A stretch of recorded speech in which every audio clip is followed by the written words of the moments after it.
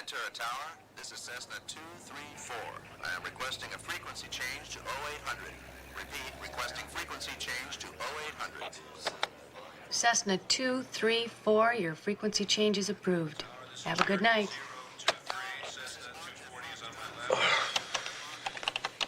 Coffee? Well, black, 2 sugars. Hot. Black it'll be, like tar. Lukewarm if you're lucky.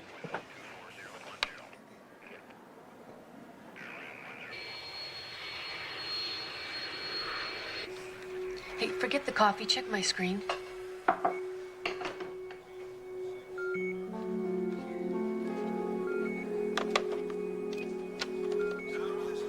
Santa Barbara approach, this is Ventura Tower. We have a 747 coming in low and slow. Did you send a heavy our way?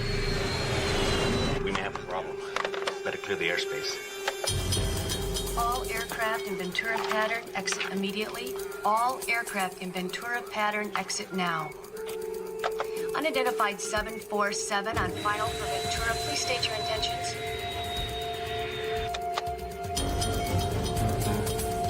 Unidentified 747. You are not cleared to land at Ventura. Our runway is too short for you. Do you copy?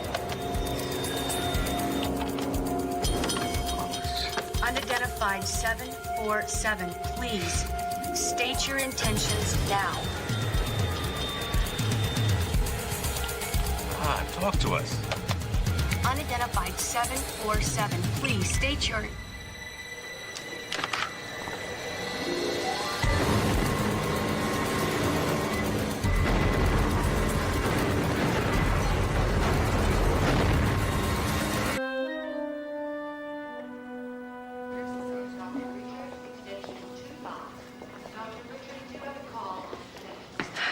You're gonna be fine, Mr. McGregor. We're gonna treat you and all your friends for dehydration, then we'll hopefully find something to calm your stomachs, all right? What's with all the Rob Roys? Some kind of clan dinner. Apparently the main course was a bad haggis. Haggis, you know, liver, lungs, tongue, minced with a suet, all boiled to perfection in a sheep's stomach. Oh, I was on my way to get some breakfast. Not anymore. Breakfast. Your victim was severely berated? Huh? Oh, beaten. He was severely beaten, I think. I thought you were going to get some new glasses. Yeah, I am, Friday. Trifocals. You know, one utilitarian pair for all reasons. Reading, computer, driving, everything. Mark, we've got a problem. I just spoke to the NTSB. The 747 went down near Ventura. Oh, any survivors? No. It's our turn, Mark. We're on the go team. Well, bring the car around front. Okay, I'll call Colin and see if he can watch CJ for a few days. Good. See you. You ready for this, Dad? Well, we've been on the NTSB rotation for over a year now. We've had a lot of training, little experience. Pancake Piper having a broken arm. It's nothing like what you're going to be dealing with today.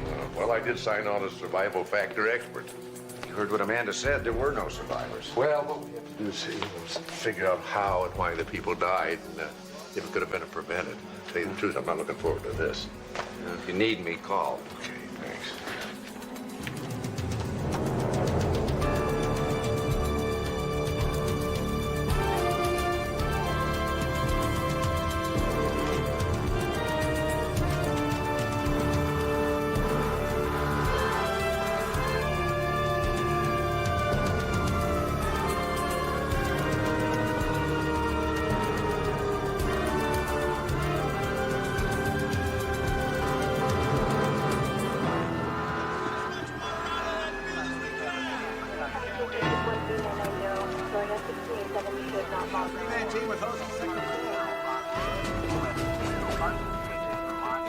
We can just gather up, please.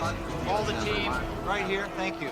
Dr. Bentley, Dr. Sloan, let me introduce you to the rest of the team. This is Bob Burns, Air Traffic Control. Frank Dangler, Human Performance. Jan French, Weather Factors. Bill Kinsley, Structural Systems. And Alex Vale, Power Plants. Now, Dr. Bentley is our medical examiner. Dr. Sloan will be covering survival factors, and he's also our local team coordinator, or LTC. So, if you can't find me, you go to him. All right? And there's Mark Sloan and Amanda Bentley. Well, They're bathing the spill fires in foam, so we'll be able to go in soon. Now, you all know the drill, right? Every victim is to be tagged and flagged. Guthrie, Yo, Ted Sherman, Pac Atlantic Flight Ops. When can I get my people in here? when I say so, right now I don't want you or your people anywhere near this investigation. Pac Atlantic has every right to be involved. You know, we need to know what brought down that plane just as much as you do. Mr. Sherman, I'm very busy Excuse here me. right now. Mr. Sherman, may I have a word? Look, I understand your need to be involved in this, but right now we can't have it look as if an airline official is conducting the investigation. You don't understand. I knew people on that plane, right? The pilots, the attendants. This whole thing is just... I know. It's overwhelming. But you and I were both trained together to deal with this. Yeah, well, training for it and living it are two different things. I couldn't agree with you more, Mr. Sherman. Look, you know what we need? Yeah, the passenger lists and the seating assignments, the repair records, the logs, the cruise personnel records. Oh, and the cargo manifest also. And anything else you find that looks like it might be some help to us. You know, I think the most important thing for you to do right now is go talk to the families of the victims. Answer the questions best you can and try and give them some comfort. Look, I can handle this other stuff just fine, but I won't know what to say to those people. Yes, you will. Because you know exactly how they're feeling.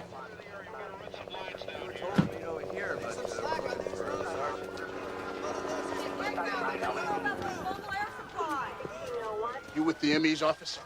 And you are? Ron Wagner, FBI liaison. I want priority one to be identifying the bodies. Don't just stare at me. Get started now. Excuse me, but I wasn't aware that this was a criminal investigation. It's not. Until there's evidence of criminal activity, this investigation belongs to the NTSB. The NTSB. You guys have got, what, 80 people scattered around the country? I could bring twice that many experts in before noon. And they'd be doing exactly what we're doing, following exactly the same procedures. Look, Wagner, you want to give us a hand here? Keep the news crews out of here so they won't trample the crash site. I'll get the sheriff's department to handle it. Good man. What's your name? Bentley. Dr. Amanda Bentley. I remember that. Was that supposed to scare me? Spill fire's out and we can go in. Better put these on.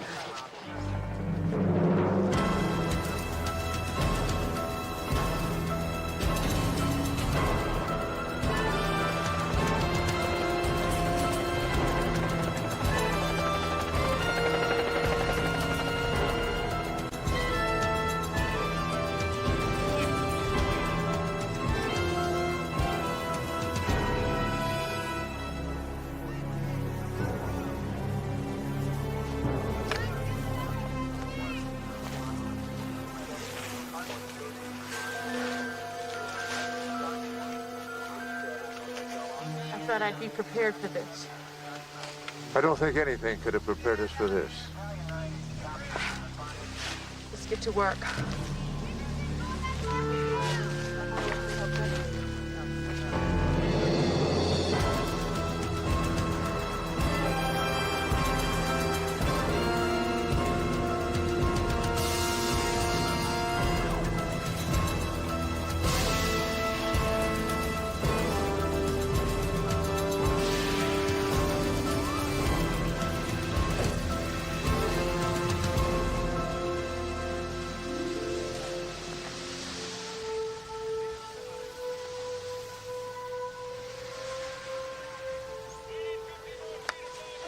Well, we've completed the four-corner search, Mark. And every part of the plane has been accounted for except the aft cargo door. If that door came off in flight, massive decompression could have brought the plane down. Yeah, it's possible. Only according to our eyewitnesses, the plane came in low and slow. It was almost as if the pilot were guiding it in. Without responding to the tower's radio call. Something very serious must have been happening on that plane. I would say probably more than one something. We're probably looking at a series of events. A cascade that began with mechanical failure, pilot error, even a bomb. Or a fire. Most of the stuff was blown clear of the crash site, but it's covered with soot. Could something flammable have been on the plane? A foreign operator flying out of Prague, anything is possible. Guthrie here. All right, I'll send a team right away. Air Surveys just found that door 30 miles from here, along with another little surprise.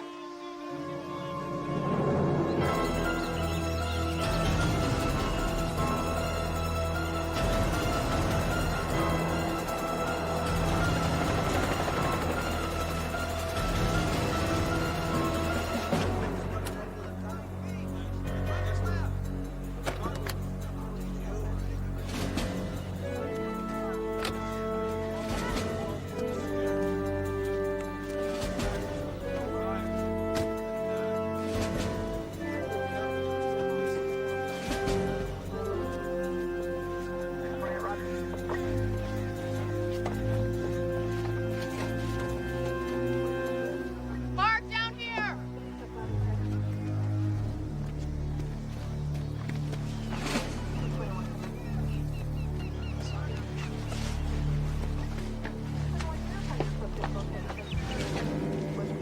Looks like he fell from quite a height.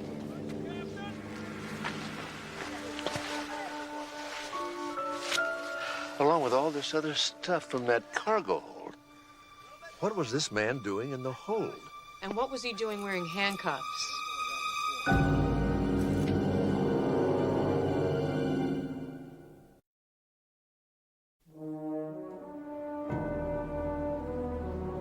There is still no word on the cause of the crash of Flight 224. However, according to their spokesperson, the National Transportation Safety Board's investigation is far from over. Meanwhile, the bodies of the 300 passengers and crew are being transported to Community General Hospital for identification, a task which will likely be difficult and time-consuming, according to Assistant Medical Examiner Dr. Amanda Bentley. The airline still has no official word about those who were on board. There were no survivors. According to the... Excuse me. Do you see all the work I have to do? I really don't have time for this. I did not look at those faxes from Prague because they're not here. You put them in the outbox 10 minutes ago. If I put them in the outbox 10 minutes ago, then I would remember. I'm sorry. I'll go help the orderlies. Hey, Amanda. Thought I'd come down here and help out. You may not like it down here. Well, I'd like it a lot less if I saw you go through this alone. In that case, you are hired. Hey, look at that. I get a merit badge, huh? Radiation badge. That's to make sure you're not overexposed to X-rays. Anyone working in radiology gets one. I thought I just signed up for pathology. You did. But the best way to identify the victims is through their dental records. Getting good fingerprints at this point is going to be tough. Burned off. Or missing. And your main task will be to take these bodies down to radiology and try to match them up with their dental X-rays, also with the records that their family send us. Okay, sounds easy enough. Yeah, but some of these people have never seen a dentist before. Some of them are from overseas. I mean, that information is going to be very tough to get. Did they send you a passenger list yet? Yeah, but that doesn't include the no-shows, the standbys. We're still waiting for Pac Atlantic to figure that one out. Okay, then we do our best until they do. All right. Okay. I'm glad you're here. The body you found in that field. I want to see it. Don't you ever do anything politely? Not when I'm in a hurry. Well, then by all means, be my guest. Who's that? The FBI's gift to mankind. Yeah? Well, I hope they have a return policy. You know that guy?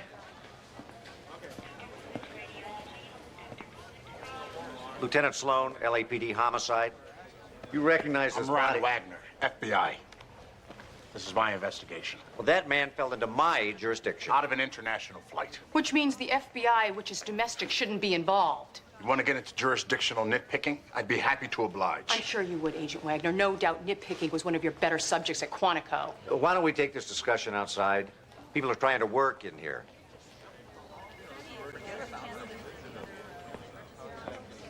Don't you know they teach nitpicking at Quantico? I don't mean to jump jurisdictions. Good call. Maybe we can help each other. We just share information. Yeah, maybe. Hi. Something wrong? Ask Agent Wagner here. And you are? Well, I'm Dr. Mark Sloan. I'm local team coordinator. A civilian. Who brought in that body you're so curious about? You know who that is? Victor Pavel. He's seriously connected to the Russian mob. You know, he had a half a pair of handcuffs on him when we found him. Pavel was in custody? 4 days ago, Interpol cornered him in a club in St. Petersburg. My partner, Mike Keegan, went over to escort him back to the United States. Oh, I'm sorry. We didn't know your partner was on that plane. So you think this Pavel character was trying to escape, but something went wrong and the plane went down instead? This isn't Mike's fault. I'm not saying it is. You know, the fact remains those cuffs were clipped, apparently with bolt cutters, which is hardly standard equipment on an airline. Which means Pavel had to have help, either before or during the escape. You know, it was a good idea you two had about maybe working together on this thing. I know some guys in the department who work the local Russian mob. Maybe they can give us a lead. I'll call my people at Interpol, see what they can turn up on their end. So, joint jurisdiction on this? For the moment. Take what you can get, Sloan.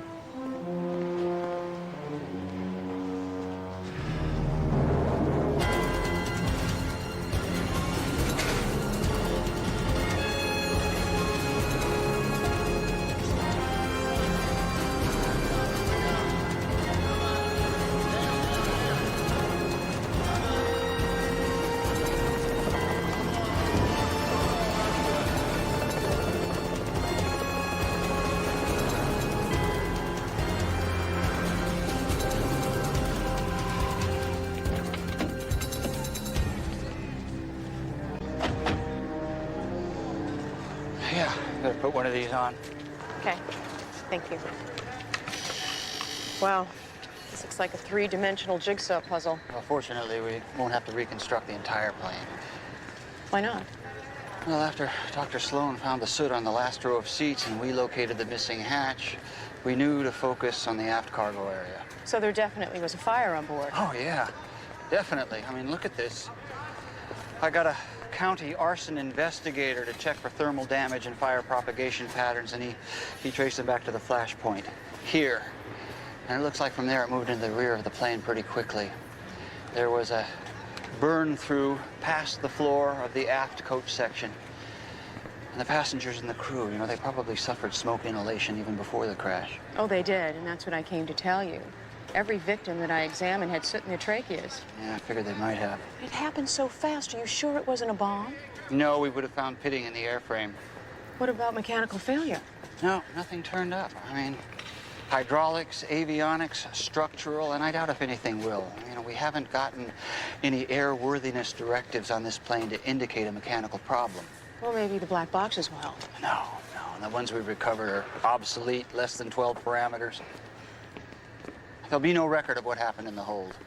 Well, so your guess would be that the smoke from the fire overwhelmed the crew, they lost control of the craft, and that caused the accident? Only I'm not so sure it was just smoke. You know, you should check the victims for blood CO2 and cyanide levels. Cyanide? The interior of this plane is mostly plastic, Doctor, and when this stuff burns... Oh, my God. Oh, and I need one more thing. Ted Sherman has set up a meeting with the victims' families. I'd really like for you to be there. I'm afraid I'm not very good at press conferences. No press, please. I mean, they just upset these people more than they already are. I only wish we had more answers for them.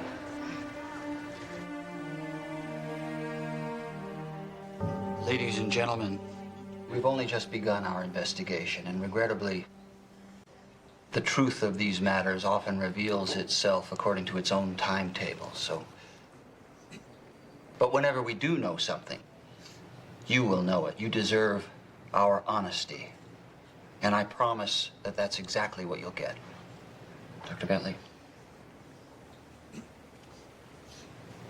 Many of you have already spoken to one of our physicians or counselors.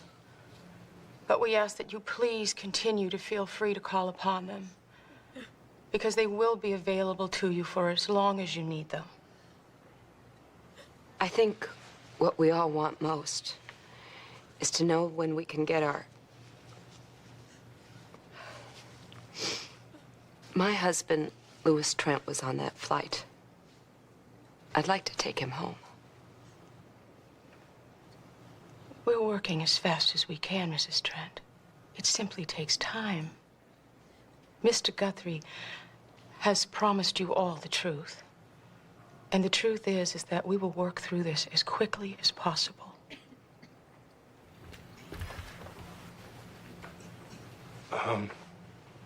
Pac Atlantic has made arrangements at the Star 5 Hotel to provide you with rooms and meals and whatever other services you may require until the NTSB has completed its work and your loved ones are returned to you. If you want to come with me, we have buses waiting to take you there. I'll get on those toxicology reports. Thank you.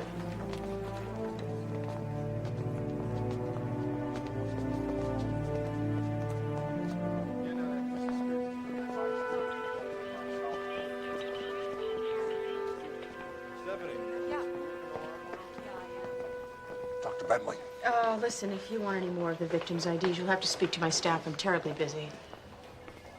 I know how hard it is talking to these people. You've had a lot of experience? More than I ever wanted. Oklahoma City, Montana, the Republic of Texas mess. They never get used to it.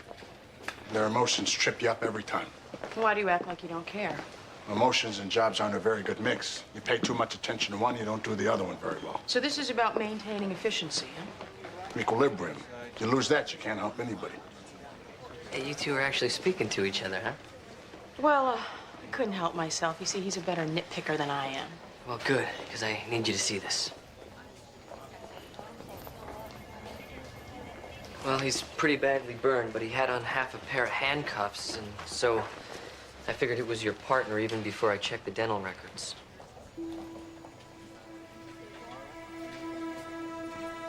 I'm sorry. We took this out of him. It's a bullet. Bullet? Yeah, here. This is from a .38. Mike used a 9mm and a .32 backup. Which means someone must have smuggled a gun on board for Pavel as well as a pair of bolt cutters. What the hell happened up there?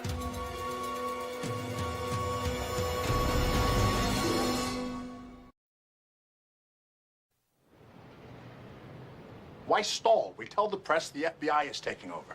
Not yet.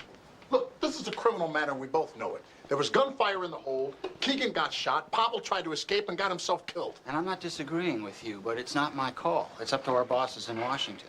And until they make the decision, I'm still in charge. Well, you know, I wouldn't be in such a hurry to dismiss the NTSB anyway. Bringing a whole new team of investigators up to speed is going to waste a lot of valuable time. And can you really say that my people are doing such a lousy job? No, you guys do good work, but my guys will do better. Inspector Guthrie, isn't it true there was some kind of gun battle on Flight 224? You know, as I said at the outset, this investigation has really just begun, and until it's completed, I'm not going to have We any learned there was a federal agent escorting a prisoner on the plane. Wasn't this agent shot and killed in the course of the flight? And didn't his prisoner fire the fatal shot as part of some terrorist suicide mission? This press conference is at an end. Thank you all very much. Wait, please. The others have asked me to speak for all of us. We'd like to make a request. You have our complete attention. Well, we want to place a memorial wreath at the crash site. Pac Atlantic has no problem with that. We'd be glad to provide assistance, transportation, whatever you folks need. The crash site's been secured. I don't see how the investigation could be compromised, but what, this afternoon, all right? How about this afternoon? Oh, thank you. Thank you very much. Thank you all very much.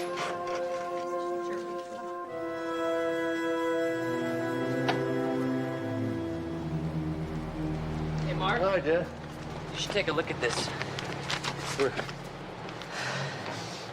Doggone, would you read that for me? I can't see. Yeah, well, we just finished the final body count of the plane, and get this, 2 passengers are definitely missing.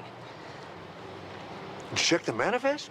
Checked and triple-checked. I even talked to the reps at Pac Atlantic who loaded the plane in Prague, but no matter how you add it up... 2 passengers who were supposed to be on that plane are unaccounted for. Did you tell Guthrie? He's sending out search teams all along the plane's route, starting from where they found Victor Pavel. I have a feeling those search teams are going to come up empty-handed. Still, it's a good idea to do a background check on the 2 missing ones. Maybe we'll get some answers. Right. Once you've got a good idea. But there's still a good chance those passengers went missing because some bureaucrat erased the wrong file, which is why you're going to do the IDs all over again. I'll have to clear it with Dr. Bentley first. Don't bother. I'll talk to her.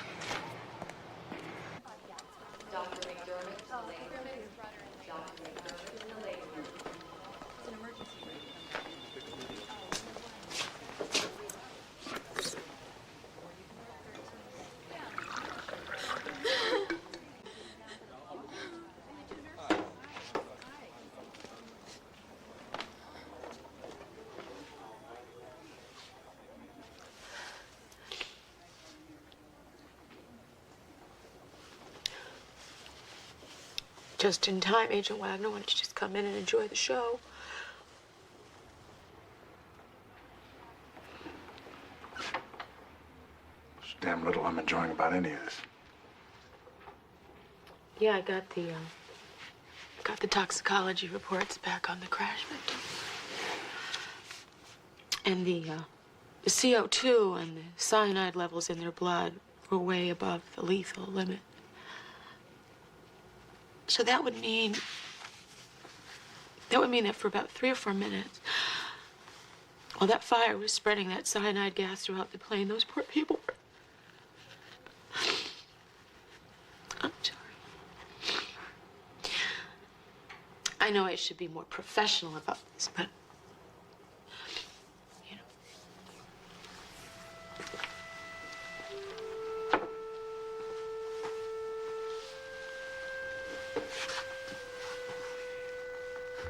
I spent my first 7 years at the Bureau, behind a desk, shuffling surveillance reports. And then I finally got my first field assignment. Oklahoma City. I was with the team that went through the daycare center. My first hour on the job, I lost it. Twice. Third time I would have been out of there. Then this other agent gave me a hand. It was Mike Keegan. I met him that day. He took me aside and he talked to me. And I pulled myself back together and went to work. And the funny thing is, I can't really remember what it was he said to me. If I could, I'd say it to you now. I think you just did. Thanks. Thank you. Oh, thank you.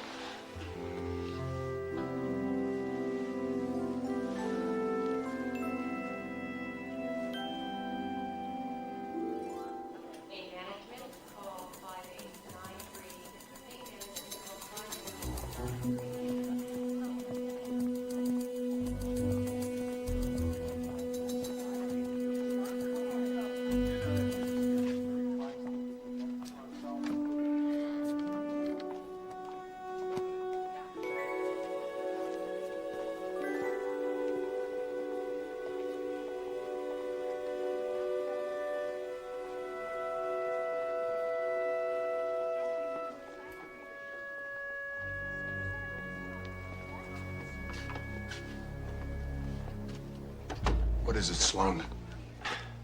Just this. My sources tell me that Victor Pavel's partner in crime is one Serge Ostrowski. I know that. The Bureau knows that. The CIA and Interpol know it, and now you know it too. But do any of you guys know that he's holed up in a loft downtown? Our backup should be here in 5 minutes. We can't wait that long. You take the back, I'll take the front. Wagner!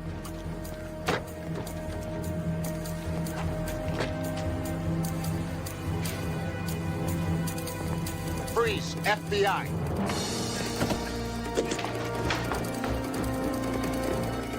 I said freeze!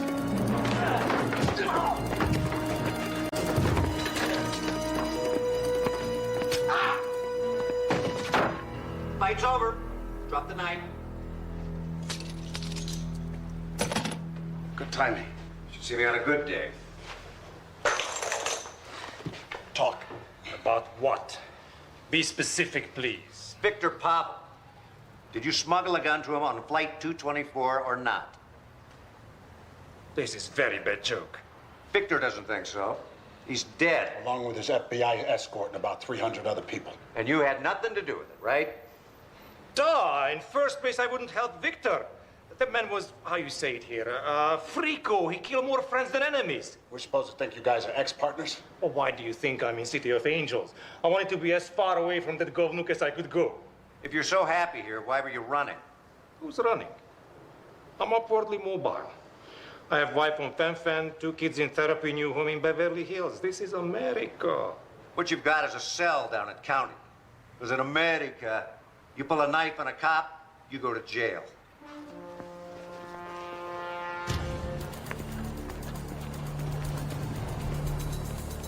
Another dead end.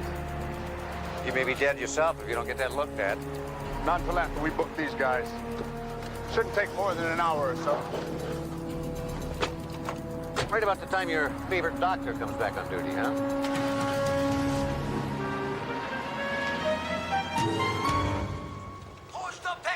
Now, that's the pilot. Get the hell out of here. And this is the hijacker. Shut up. Do as I say. Pull circuit breaker on COM 1, reduce speed to 170. That's the pilot again. We could stall out. The hijacker. And decompress aft cargo hold. Do this or I start shooting passengers now. Wow, it's pretty dramatic stuff. And that's from the cockpit voice recorder. That answers a lot of questions. Okay. Let's assume Pavel knocked out his escort, Mike Keegan, and cut himself free from his handcuffs. So what did he do next? Well, he got his hands on a weapon, Keegan's gun. And Keegan was shot with a .38. That's not what he was carrying. Well, then he got someone to smuggle a gun on board before they left Prague. Anyway, after he threatened the pilot, his next stop was the aft cargo hold. This opening is pre-crash. My guess is Pavel smashed his way into the hold through the bulkhead wall of the 3rd floor galley. And then Keegan revived, followed him down here, and used his backup weapon. And had one hell of a gunfight. Yeah, I mean, we pulled bullet fragments out of 3 different spots in the hold. Then Keegan died here. Yeah, and at the same time,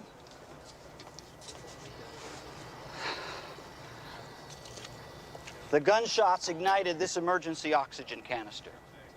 The fire began, which eventually brought down the plane. And then Pavel kicked out the aft cargo door and jumped to his death. Well, he bailed out, actually. The sheriff's department just sent me this. They found a parachute floating in Lake Casitas. That's not far from where Pavel was found. Yeah. So Pavel smuggled on a parachute aboard the plane along with the bolt cutters and the gun. All this loss of life so that one man could attempt an escape. Which almost worked. See, Pavel knew enough to order the pilot to fly the plane at a slow stall speed. Otherwise, he never survived the jump. But he didn't survive. Well, because the chute wasn't strapped on properly. That still doesn't explain what happened to the 2 missing passengers. I don't know. My guess is they never even got on the plane. Maybe they were lucky that day. Slept late, missed the flight.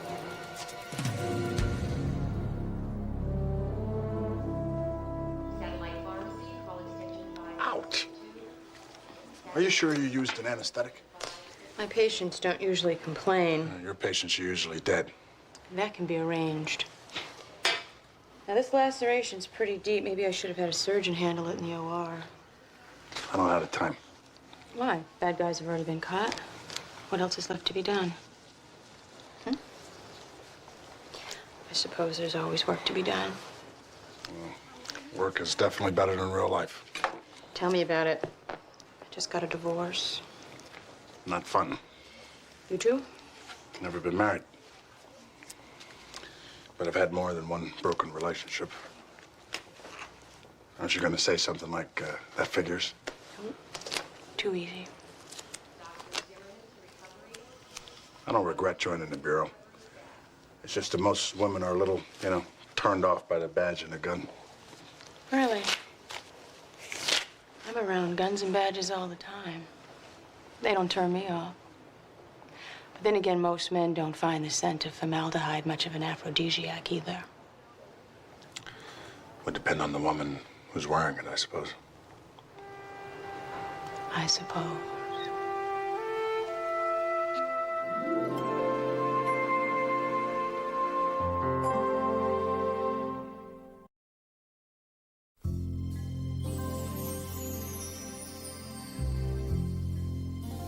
Amanda. Amanda. You were right about the formaldehyde. Definitely not an aphrodisiac. Hey, what kind of doctor are you? I'm an injured man, remember? I don't see any signs of diminished physical capacity. You won't either.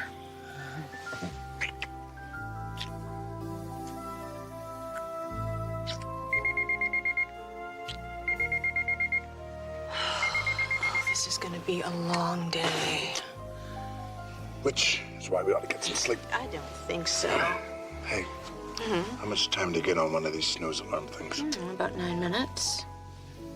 Well, my alarm and I are very good friends. Lucky alarm.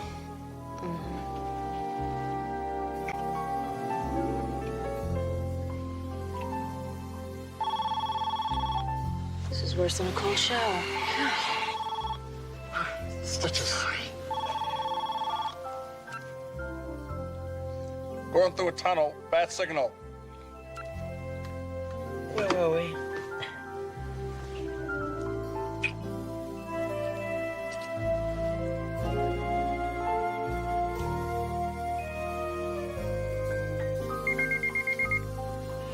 That was not 9 minutes. I want my 9 minutes. Is that all you want? No. Neither do I.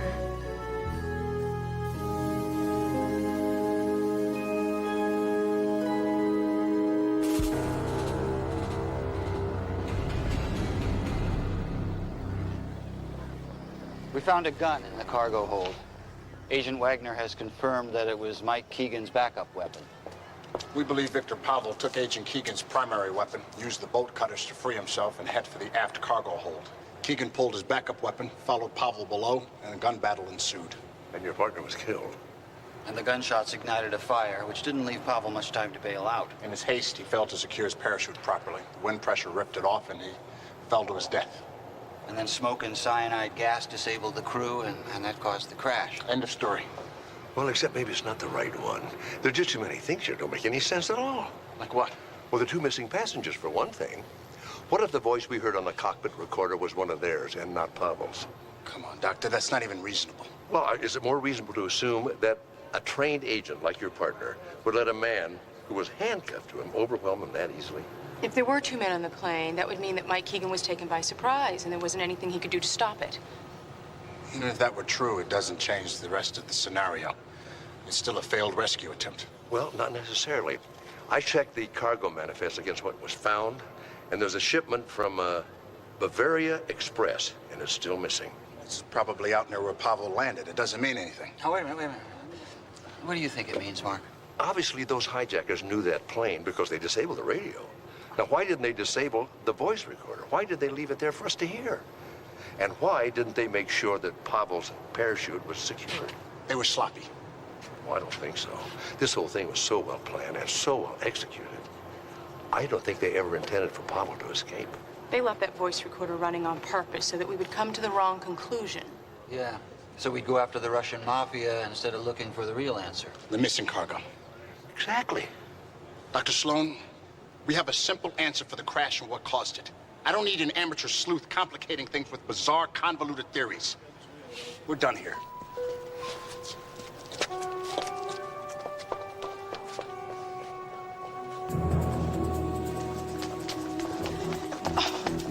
How could you just walk out like that? I don't need someone trying to convince me that what I know is true is false. It must be nice to be so damn sure of yourself all I've the handled time. cases like this before. I know what I'm doing. Well, so does Mark. And I've known that man for a long time, and he has incredible insights into things that just don't make sense to the rest of us. The case makes perfect sense. Well, it does if you think you have all the answers, but you refuse to look at the questions. Now, what would it hurt to check, huh? Except maybe your pride if you're wrong and Mark is right. Crash site secured. Transport them to the crash site for this reef-laying thing. Okay, Sherman, I got a job for you. Get lost. Go ahead. I've already got a job. You've got a clipboard. I've got lost cargo. Bavaria Express shipped something on 224 and it's missing. So? So I want you to find out what it was, whether it was actually on that plane, and who Bavaria Express really is. Come on, they have been shipping cargo with us for years. It is a perfectly legitimate outfit. Check it out. After I do this, Sherman, I'll get to it. this is more than about cargo, Agent Wagner. Right now, it's about people.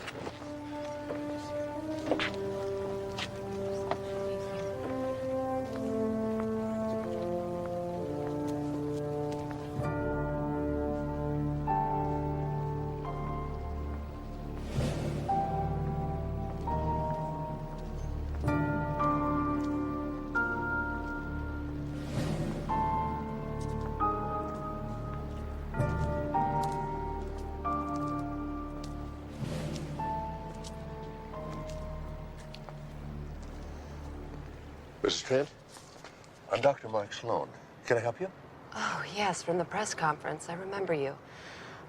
Thank you for speaking up for us. You know, that was quite an eloquent plea you made for yourself. I was impressed. Well, one of the counselors told us that closure's important in a situation like this. I guess that's really what I was trying to do. I lost my wife. You know, it's been a while back, but the hole it leaves never quite closes. It gets smaller with time. Mrs. Trent? Well, I guess they're ready to take you out to the site. Thank you, Dr. Sloan. I won't forget what you said.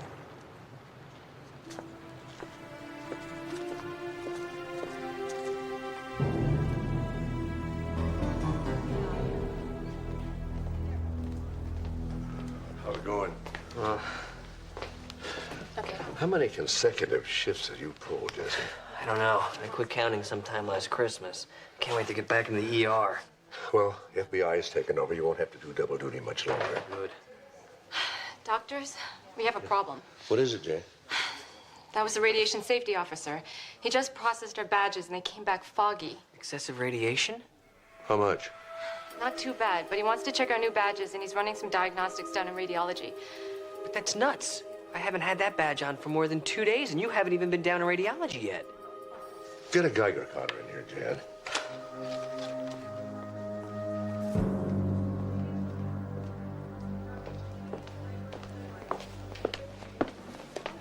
Amanda, I'm gonna need... I need you and your assistant to close out the ID files. Jesse's not my assistant. He's a resident in emergency medicine. And when this whole thing is over with, he's going back to where he belongs, and so am I. What? Isn't this where you say, thank you, Amanda, for the lovely evening. Don't call me, I'll call you? Amanda. I'm sorry. Look, it's just that last night mattered to me. And last night was important to me, too, but right now I don't know what to think. Amanda, you're the only sane and decent thing that's happened to me in a long time. I want to hold on to that. You don't act like it. Stop acting like a closed-minded ass, and please let us help you with this investigation. I still think Dr. Sloan is wrong. But I did tell Ted Sherman to check on that missing cargo, just to be sure. In any case, that's all going to be over with sooner rather than later. What's more important to me is, are we? Let's help Jesse with those records.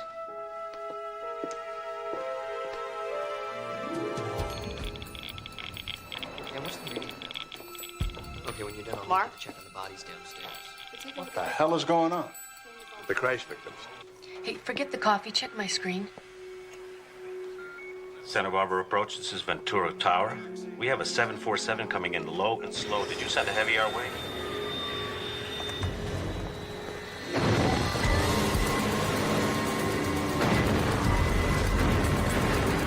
We've completed the four-corner search, Mark. And every part of the plane has been accounted for except the aft cargo door. Lieutenant Sloan, LAPD homicide. You recognize this I'm Ron body? Wagner, FBI. This is my investigation. Looks like he fell from quite a height. You know who that is? Victor Pavel. He's seriously connected to the Russian mob. You know, he had a half a pair of handcuffs on him when we found him. Papa was in custody? 4 days ago, Interpol cornered him in a club in St. Petersburg. My partner, Mike Keegan, went over to escort him back to the United States. Oh, I'm sorry. We didn't know your partner was on that plane. So, joint jurisdiction on this? For the moment. The body you found in that field. I want to see it. Don't you ever do anything politely? Not when I'm in a hurry. So there definitely was a fire on board. Oh, yeah. Definitely. I mean, look at this. Isn't it true there was some kind of gun battle on Flight 224? You know, as I said at the outset, this investigation has really just begun, and until it's completed, I'm not going to have We any... learned there was a federal agent escorting a prisoner on the plane. Wasn't this agent shot and killed in the course of the flight? And didn't his prisoner fire the fatal shot as part of some terrorist suicide mission? Well, we just finished the final body count of the plane, and get this, 2 passengers are definitely missing. This is gonna be a long day. Which is why we ought to get some sleep. I don't think so. I checked the cargo manifest against what was found, and there's a shipment from Bavaria Express, and it's still missing. What the hell is going on? The crash victims, they're all radioactive. This is reading low levels of radiation just like everything else.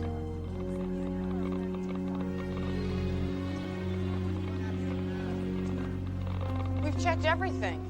Pieces of the wreckage, seats, recovered cargo, everything's radioactive, just like all the passengers. Radioactive. So you're telling me that Flight 224 was brought down by a nuclear bomb? No, I don't think so. The eyewitnesses saw the plane explode on impact. Now, if a nuclear device brought it down, there would be radioactive fallout all over the place. We've deployed hazard teams over 50 square miles just in case, but no one has picked up any radioactivity yet. Wow. All I know is that I've got a crashed 747 and 300 radioactive corpses in the morgue, and I need to know why before another jet goes down and more people die. Maybe it is some kind of terrorist attack. Yeah, but why would terrorists radiate a plane of 300 people and then crash it? It just doesn't make any sense. Terrorists don't make sense. They make statements. But then they release it to the press, and nobody's taken credit for this yet. I don't know how, I don't know why, but somebody crashed this plane and they could do it again. This was no accident. You know what it may have been? There's nothing radioactive on the 747. But there could have been on this flight. We know that an FBI agent was bringing a prisoner back, the Russian mafia chief, Viktor Pavel. 2 men took over the plane, they freed Pavel, and they parachuted out. Only we know they weren't really trying to rescue Pavel. That was a cover. They were stealing cargo from the Bavarian Express shipment. Which is still missing, and I think that is the source of the radiation. We know there was a fire in the cargo hold. Now, what if the radioactive shipment ignited accidentally? Maybe from that gunfight with the agent.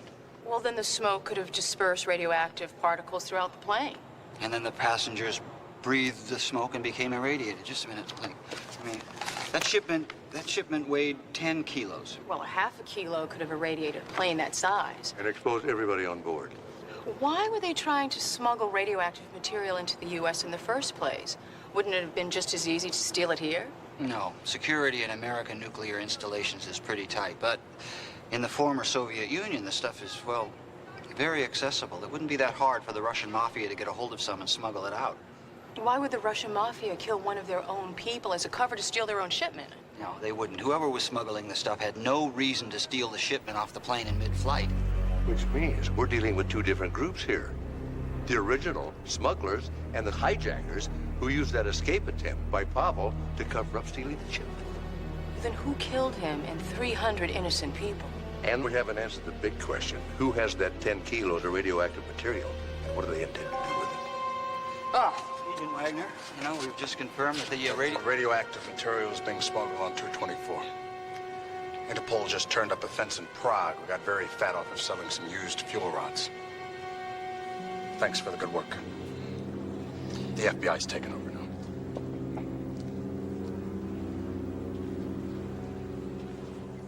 So that's it, huh? Good work, people. Now you can just go away. Amanda, this is now a criminal investigation. The Bureau steps in, and the NTSB... takes a hike. I do not have a choice here.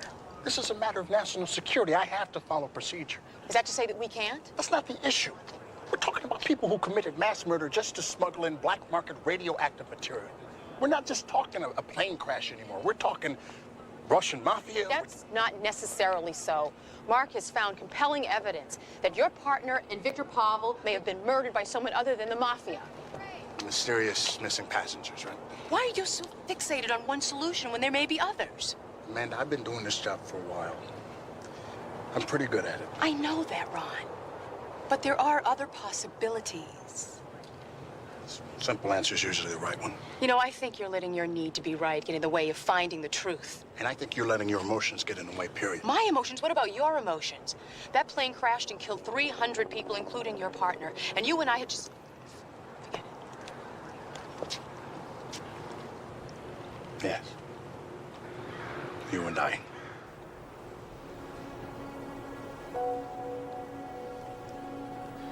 Remember what I said about emotions and the jobs we do?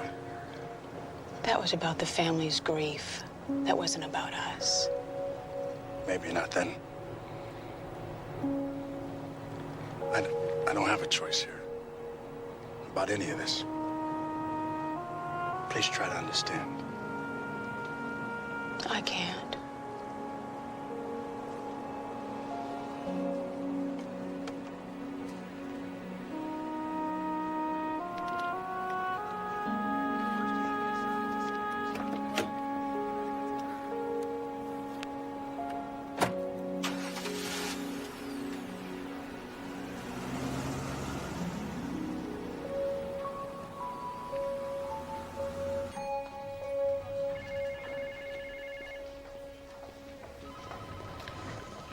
Dr. Sloan. Yes. Oh, excuse me. You've been so kind. May I impose on you once more? Of course you can. What can I do? Well, I've spent all morning looking for that Pac Atlantic representative. Ted Sherman. Yes. He was supposed to give me a release for my husband's remains. Only Mr. Sherman's not in his office or at the crash site. Nobody knows where he is. He could be in the ME office. No, I just came from there.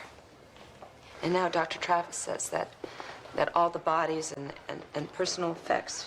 I'm being held for an indeterminate length of time, I know. I'm sorry. Please, can you tell me what's going on? Sure wish I could.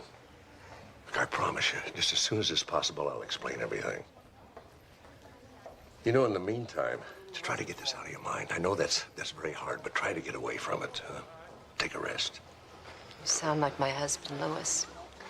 He was always telling me to get away from things. Slow down, take it easy. Good advice.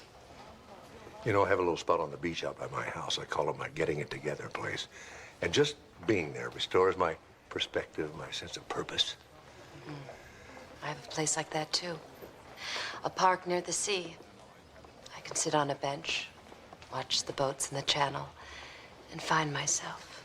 My prescription? Exactly. Thank you, Dr. Sloan.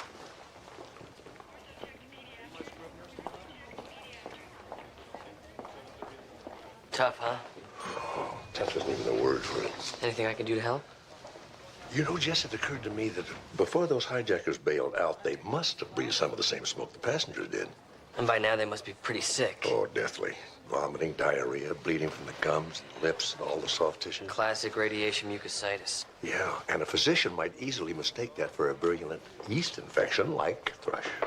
You want me to fax all the local hospitals, see if any patients have come in with severe thrush-like indices? Yeah, and probably patients who refuse long-term care. Yeah, okay, you got it. Okay. Jess, have you seen Ted Sherman? No, Yeah. no, not since yesterday. Yesterday.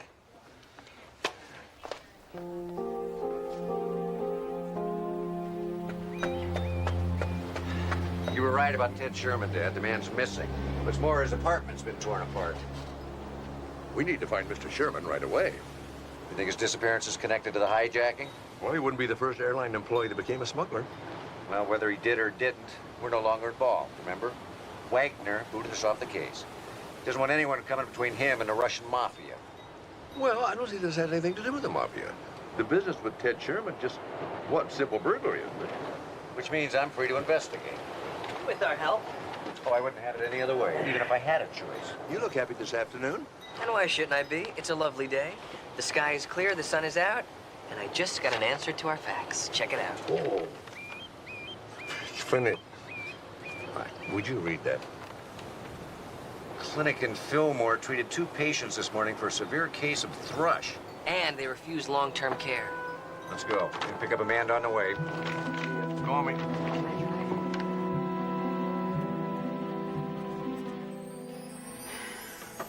Two men, middle 30s, foreign accents, and very, very safe. Look at those profiles.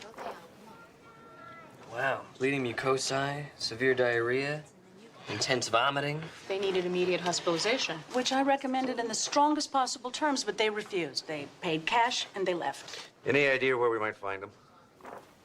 I'm afraid not. They didn't leave an address or a phone number, just their names. Bill Smith and Bob Jones. Well, this may be tough. These guys are obviously very imaginative. Listen, Doctor, we really need to find a line on these men. Did they say anything that might help us find them? No. But what about their car? A red sedan with an Ojai Rents decal in the rear window. Now, if you'll excuse me, we have chickenpox running riot in the kindergarten. So what do we do now? Well, let's say we cruise the local motels. All three of them and look for a red sedan. With Ojai Rent decal. If they're as sick as Dr. Fleming says they are, they haven't gotten very far.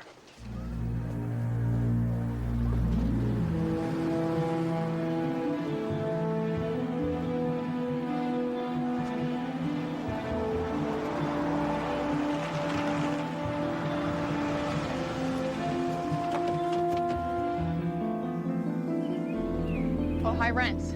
I'll call in for backup. You better call fast. I think somebody just saw us. Get down!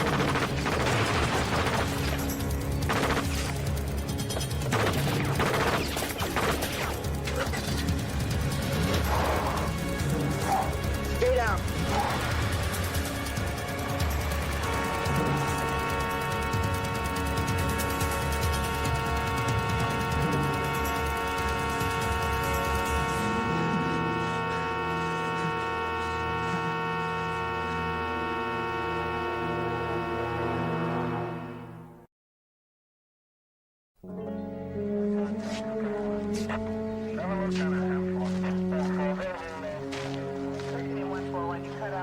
It's not in there.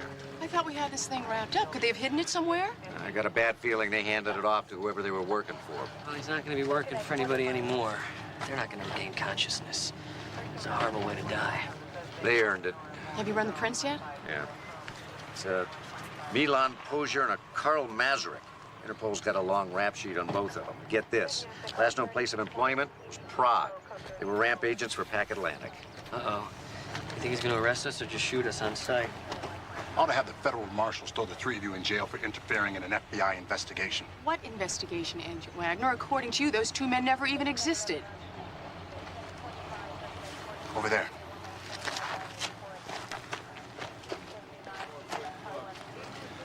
Think she's going to shoot him? We're lucky. You people need to back off. Why? Because we punctured your mafia theory? Because you're getting in my way. You're not mad at us. You're mad at Mike Keegan. You have survivor's guilt, Ron. You're just as much a victim as those poor people who laid flowers at that crash site. And until you learn to deal with that anger, you're gonna remain mad at me and everybody else. I should have been there. What are you... No, it's not survivor's guilt. Mike and I were assigned to bring Victor Pavel in. Only I wanted a lousy couple of days off, so Mike covered for me. Like he always did. If I'd have been there, we could have handled the situation. You don't know Hell, that. I don't. If you had been on that plane, you would have died. And we never would have met.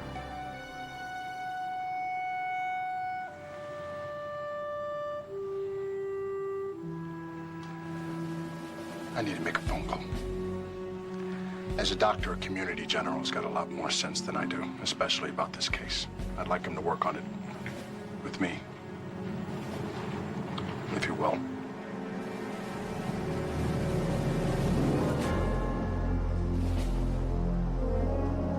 According to Interpol, Bavaria Express is a legitimate operation. I hear a button there somewhere. But Bavaria's dispatcher said they didn't have any cargo on Flight 224. But it's on the manifest. Which was bogus, along with the assignee who should have met this shipment at customs, but he never showed.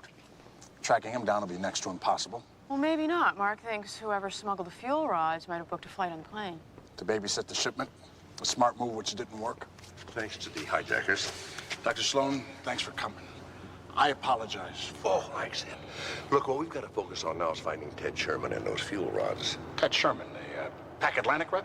He's disappeared and his apartment was ransacked. which may be unrelated to the crash of Flight 224. Maybe not, but what if it is? What if it's a crime of opportunity? You know, Ted Sherman was certainly in the right place to pull it off, or know people who could do it for him. I'm gonna try to stay open here. Lead me through it, okay? The first thing that Sherman did when he found out they were smuggling the fuel rods was to contact a couple of crooked rampages back in Frog. Milan and Carl, two very shady characters he was familiar with. According to the passenger list, they were seated right here, just sitting and waiting for the plane to hit its final approach before they made their move. Which was? To retrieve their weapons, get the bolt cutters, and find them wherever they were hidden. Getting guns on that plane probably wasn't that tough for a couple of airline employees. I imagine getting the guns on was pretty simple, but then the next move was a little more involved. Our hijackers were very careful to pick seats that were next to Pavel and your partner. Go on. So while one went over and disarmed Keegan and took the cuffs off Pavel, the other one went into the flight deck and took charge of the plane. And it was his voice on the cockpit recorder and not Pavel's. I almost feel sorry for the little slimeball. He must have thought his mafia pals had come through for him. Imagine the shock when they went down to the cargo hold and Pavel realized what they were really after. And found out what was in store for him. Would have been just like Mike, pulling his backup gun and following them down here. Shots were exchanged, a fire started. Unfortunately, your friend was killed. They threw Pavel out with the parachute they had stored in here, They strapped on their own chutes and jumped out. along with whatever was left of the phony Bavaria Express shipment. But the irony is that they already were as good as dead since they were exposed to radioactive smoke. They didn't mean to start a fire. It didn't even mean for the plane to crash. It was all supposed to look like a daring escape attempt by a federal prisoner. 300 people got killed because someone decided to smuggle 10 kilos of radioactive material into L.A. And somebody else decided to steal it. Ted Sherman. He didn't steal that stuff for his rock collection. He intended to sell it to someone, and I have a pretty good idea who that someone is. Where are you going? Worcester and La Brea, Rathbone Imports. Tell Steve to meet me there if he's interested. Look, I've got an attorney who would say that this is harassment. Nobody's harassing you, Rathbone. We're just asking for information from a man who's, let's say, well-versed in international commerce. That would constitute harassment. Let me suggest something here. No, you let me. Why don't you two get the hell out of my office? Suppose someone wanted to unload some stolen radioactive material, say through a middleman, who had contacts with arms dealers all over the world. Now, you've heard of that kind of thing in your line of work? Yeah, you hear rumors, so? Well, wouldn't it be your duty as a citizen, then, to tell the authorities about these rumors? I'm trying to run a business here. If you're looking to buy... Somebody brought down an airliner just to get their hands on a shipment of black market fuel rods. And since you're the only fence that can move that stuff, you're gonna help us find them. This conversation is over. We're done when I say we're done. Wait! Get up! It's enough! I said that's enough.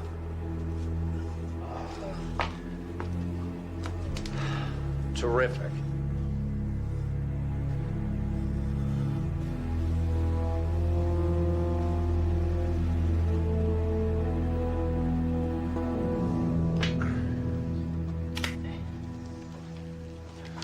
What are the damages? Well, a few stitches here and there, a sprained wrist, a lot of bruises, but nothing that won't heal.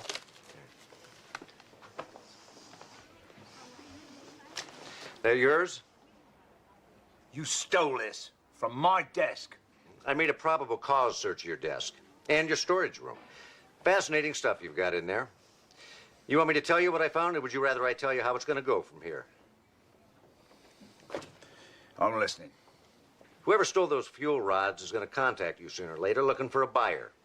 When they do, you're going to play along. We'll triangulate the signal and get a fix on them. Now, how's that sound? Well, I'm finished, whatever I do. We all make sacrifices. All right. I want immunity from the stuff you found in my storeroom.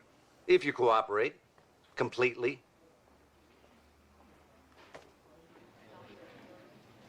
You know, I want to thank you. You did a beautiful job of showing me how you keep your emotions from interfering with your work. You have a wonderful way with patience. Oh, and you have a wonderful way with your suspects. Come on, Amanda, it's my job. Sometimes I have to lean on people. Do you really think I could have gotten Rathbone's cooperation by saying please? And what did you get by pushing the man through plate glass doors, except for 9 stitches? See, Steve calmly walked through the man's storage area, and he got all the leverage that he needed. So which one of you did his job? And which one of you lost control?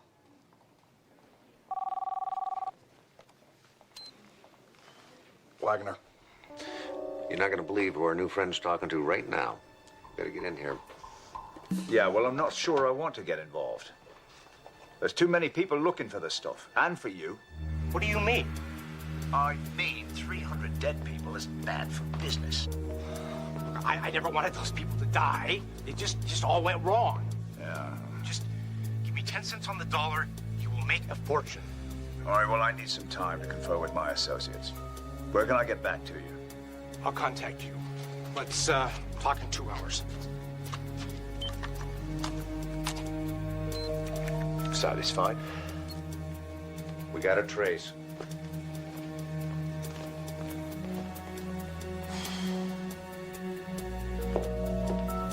Sherman's at a Packard Atlantic warehouse out in Vernon. I'm gonna pick him up.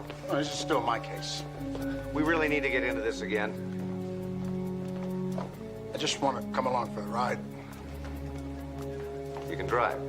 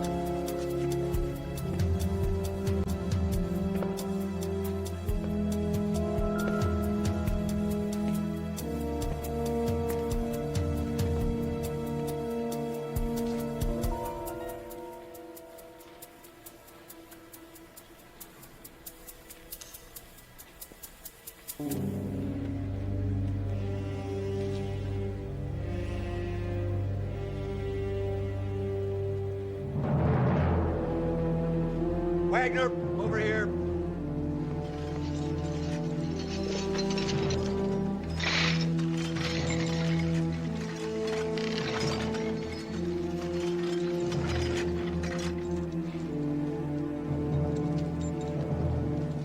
He's been shot in both kneecaps. His left elbow, but not his right. That's probably when he handed over the fuel rods. Yeah. But to who?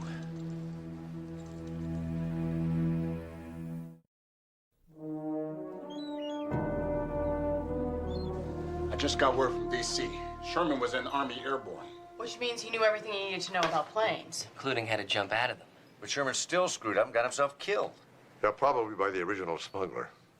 I just wish we could have clues what they're going to do with those fuel rods. I'd settle for a clue as to who that smuggler is. You know, this picture. Pretty gruesome, huh? No, well, yeah, it is, but there's something else. I just can't put my finger on it. Maybe you're wearing the wrong glasses. No, it's not the glasses. It's something I've seen and just recently. A tied-up dead guy? No. The knot. That's a single Carrick, Ben. You don't see them very often. And I saw a decorative variation of that not too long ago on Diane Trent's shoulder bag. Oh, that poor woman who lost her husband on the plane. Yeah. All right, follow this for a moment. Suppose you're Diane Trent and you get your husband to smuggle some radioactive material on a commercial airline. But the plane crashes and he dies. Yeah, but the fuel rods are pretty solid, so the shipment is still intact. You want it back, so what do you do? Get yourself appointed spokesperson for the grieving families. So you can ask a lot of questions and stay close to the investigation. And if that's not good enough, you talk the families into maybe asking for a special favor. The wreath ceremony. An excuse to get close to the crash site. And there, Diane finds that neither that nor the hangar's been sealed off. There's no radioactivity anywhere. Because someone stole her shipment in mid-flight. Smart lady. Smart enough to sift through the likely suspects and zero in on Ted Sherman. She also ransacked his apartment and tracked him back to the warehouse. You know, she went to a lot of trouble and took a lot of risk to get those fuel rods. The big question is, why? I suggest we go ask her. I assume you put out the usual APBs. You've alerted bus terminals, the airports, everything? Still no sign of Diane Trent. This is not going to be easy. You check this, Wagner? Nothing, but be my guest. Mrs. Trent, I'm Marilyn Kale here with Kale MV News. I'd really love an on-air interview. I know it. Hey, Diane, it's Frank down at the kennel. We finished grooming your golden retriever, so why don't you come pick him up? He misses you. Diane, dear, this is Bernice at the office. We all understand you not coming in this morning, but... Have you contacted these people? Yeah, Marilyn Kell never heard from her. Frank didn't leave a number, and the people at the law office where she worked have no idea what's going on. And neither do we. There is nothing here to work with. No letters, no address book. All we have are more questions. Yeah, like, what is your father doing? Dad? We, missed something? I don't get it. Get what? Well, you had a dog. Look around in here and tell me what you see, or rather, what you don't see. A water dish. No hair. No chew toys. No sign of a dog, period. Yeah.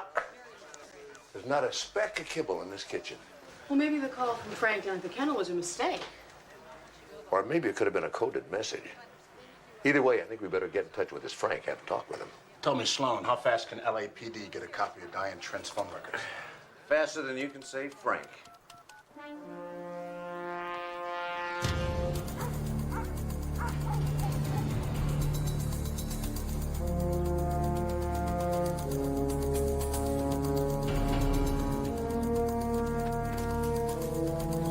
You got lined up already?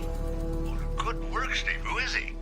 Frank turns out to be Frank Hall, ex-con, three-time loser. Tracked him out to a house in Newhall. Sheriff's in position. We're ready. Dad, gotta go. Okay, listen, be careful. Let's go. Steve asked you to get down. Just do it.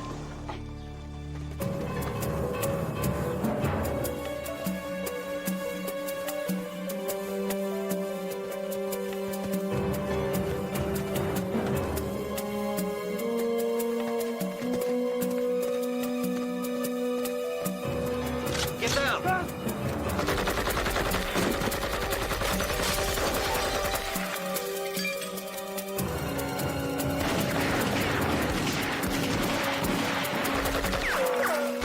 He's in body armor.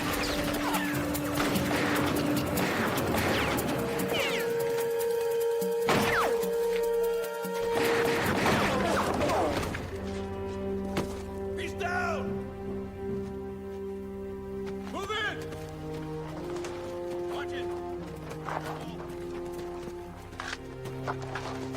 Hall? Mugshot doesn't do him justice. Secure the house and watch your backs. You may have a roommate. Okay, who's the hero? I shot him, if that's what you're asking. You killed the one person that could have led us to Diane Trent. All had enough firepower to kill a whole team, Amanda. He had to be taken down. Glad to see we share a strong sense of mutual trust and respect.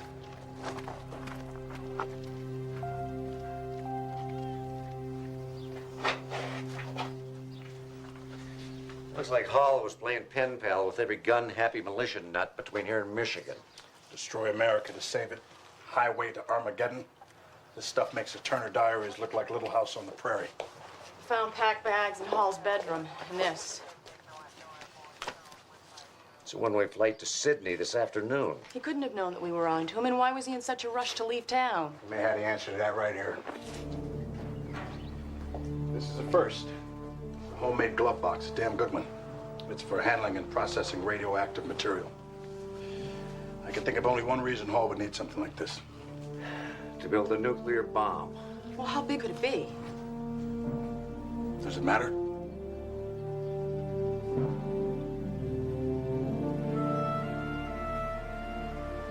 The LA Bureau had enough manpower. I wouldn't waste my time calling. I need the best we've got from every bureau in the time zone, and I need them now. Now, I only want volunteers for the job. Make sure they're completely briefed on the situation, and try to get agents without families. Yeah, So it is real. we have to act as if it is. Ron, I came by to apologize. For what? Well, for thinking that you killed Frank Hall deliberately. I did. Well, what I'm trying to say was that I acted badly. I know that I was unreasonable. Nah, you weren't. Don't tell me. I know when I'm being unreasonable, and I was unreasonable. And I would like to apologize, please. Well, the way I've been behaving lately, I'm not surprised you thought I was out of control again. But you weren't. I do listen when you tell me I'm being a jerk. Besides, this has gotten a lot more serious than the Russian mafia or a simple airplane crash. I know. When I think about it, it terrifies me. A suitcase bomb made with the technology available to Frank Hall might be capable of leveling an area of 3 square miles. 3 square miles? So if the bomb is detonated in downtown Los Angeles... But there won't be any more downtown Los Angeles. It'll vaporize it along with everyone who's lucky enough to be there. You have an intriguing notion of luck. Well, at least they won't be there to see what comes next. Because there'll be a firestorm that will level everything between Pasadena and the ocean. And this city is not set up to handle a catastrophe like that. No city is. Even the best emergency plans, the only good they can do is make people feel better. Ron, this bomb may go off without any warning. And if we did survive the blast, what do you think life would be like after? We'll find her, Amanda. We have to find her. We checked the glove box and we found high levels of radiation. Hall definitely made a bomb. And delivered it. And probably to Diane Trent. Steve and Ron are checking out Hall's associates, but still nothing. You know, Mark, I have probably broken about 1,000 rules today, and I just do not care. I called Colin. I told him to take CJ out of town, actually out of state. Yes, why? No, he heard rumblings on the base, and, you know, the military's on full alert. Anyway, he did exactly what I asked him to do, and they should be in Santa Fe, you know, before anything happens. I think you did the right thing. Wish I could do the same for Steve. Where'd this come from? Got that off of Frank Hall's mantle. Now, that looks like him, but this photograph has to be at least 20 years old. Where was this taken? Oh, anywhere California. Well, we need more than that. Well, the car's mid-60s. Yeah, didn't help much. Wait a second. The license tag says 77. This little girl here, did Hall have a daughter? There's no record that he was ever married. This other guy looks kind of familiar, too.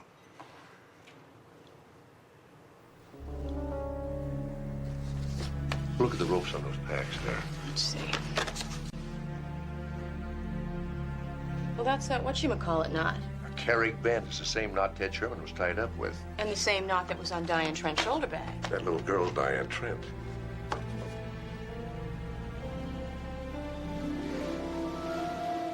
You got some good news? Well, it's news at least. Wagner's people in D.C. identified the other man in a photo. Oh. Carl Kallstrom? Had a family like Manson's, only a lot better armed. Most of them died in a shootout with the LAPD. The only survivor was Kallstrom's daughter. His name's Diane. Yeah. Steve, look at the date of the shootout. Tomorrow's the 20th anniversary. Yeah, 10 a.m. to be exact. You better call Wagner. As a matter of fact, you better call the governor. If we don't find Diane Trent in 7 hours, we've got an apocalypse on our hands.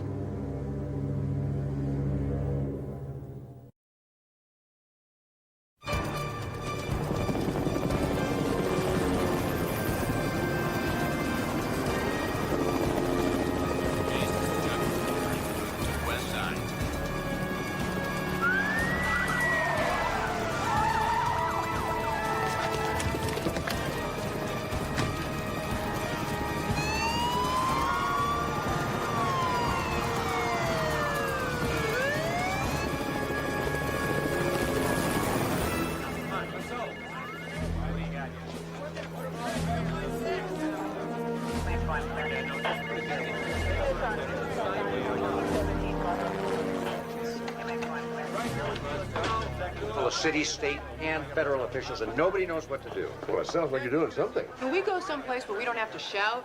Well, there's an interrogation of the men's room. What are you doing? Officially, we're looking for a gas leak. Gas leak, that's the cover story? Not just any gas leak. A breakdown in the entire system. That way, whatever part of the city we search for Diane Trent, we can shut down the streets without telling anybody what we're really looking for. What about an evacuation? How? We go public with this now, we'd create a panic. Everybody would head for the nearest on-ramp, and the freeways would be totally jammed. We couldn't coordinate our search parties. Have you found anything? The first place we checked is where the Carlson family shot it out with the LAPD. Which is now under the West Side Mall. Well, she still might go there. We've cordoned off the whole area, 3 blocks square. SWAT team's doing a door-to-door. Haven't found any sign of her yet. Well, she could go to other places to make a statement. And we're searching all of them. Every police station, the federal building, every place her father worked. Even the cemetery where he's buried. We got the manpower and the resources. We're bound to find her. In less than 6 hours? We better get moving if we're gonna have any chance at all.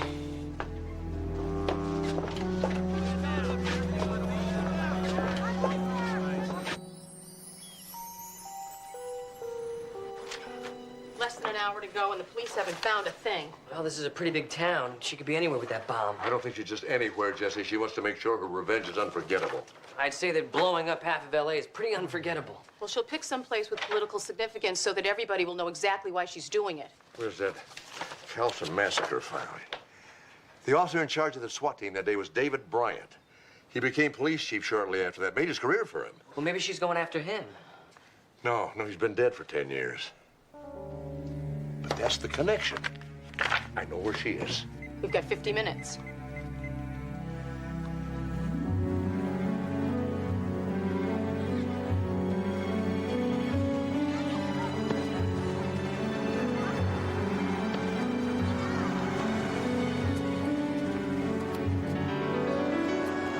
I ran into Diana at the hospital the other day. She was very, very upset. I told her she have to go somewhere peaceful and sort things out. She said she was coming here? Well, she said her favorite park near the ocean where she could see the boat. So that could be a dozen places. Why this one? Well, when Chief Bryant died, they dedicated this park in his name.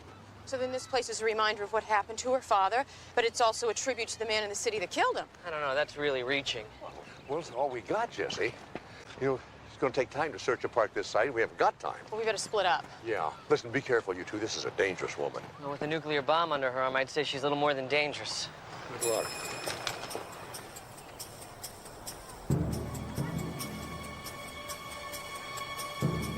Hey, don't do it. I mean, don't eat your lunch too fast. It could... Bye.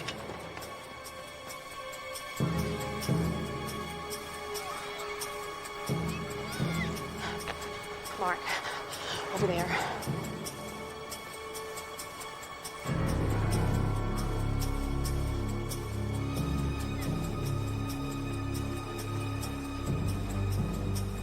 Diane? I don't know how you found me. It's nice that you're here. Nice? Yes. We'll have shared something, you and I. Joining my father. Just a minute.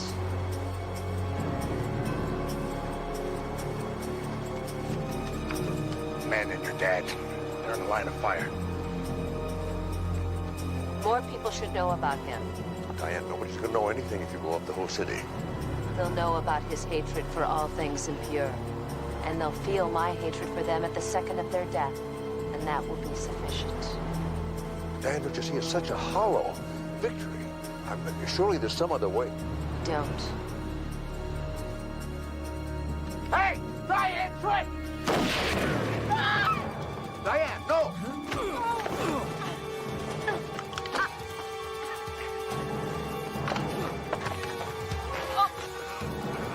It's over.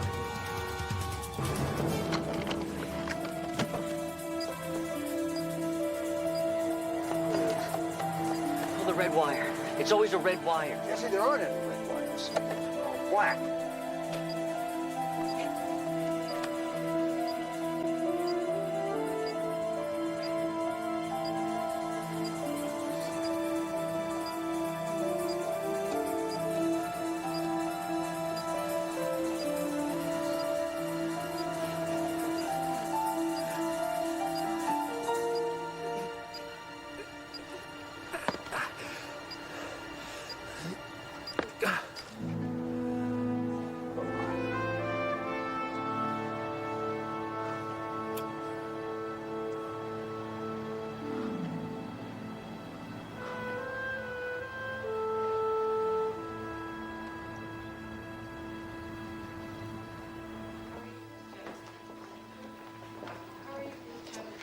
How you feeling?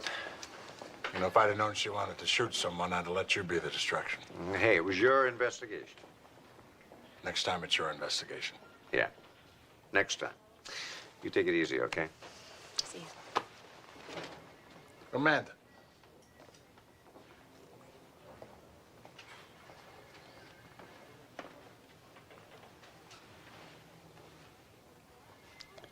Well, this is awkward. I feel like somebody ought to make a formal introduction. Ron Wagner, Amanda Bentley. I'm aware that you two spent the night together, but how much do you really know about each other? Not nearly enough.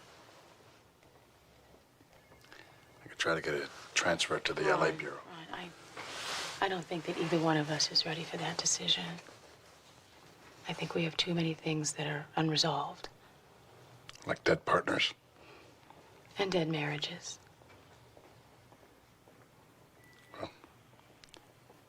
I'd say we could make this work. Except that I know for a fact that distance and relationships are a very, very bad mix.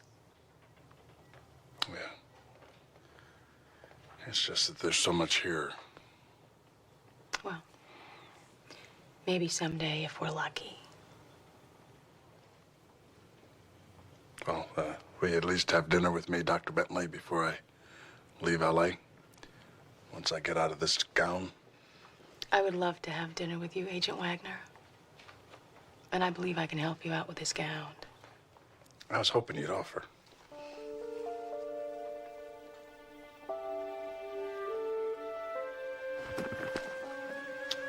No more reading glasses. No more computer glasses. No more distance glasses. So then you're just gonna walk around in a fog all day? Nope. Blended trifocals, a 3-in-1 solution to your vision problems. One for reading, one for computers, one for distance. Great, because you're gonna need to see this. What? Looks like the press bought that crazy cover story. What does it say? City survives gas leak. Oh. Wow, you better get those glasses checked. These will do just fine, thanks. All right, it's in the calendar.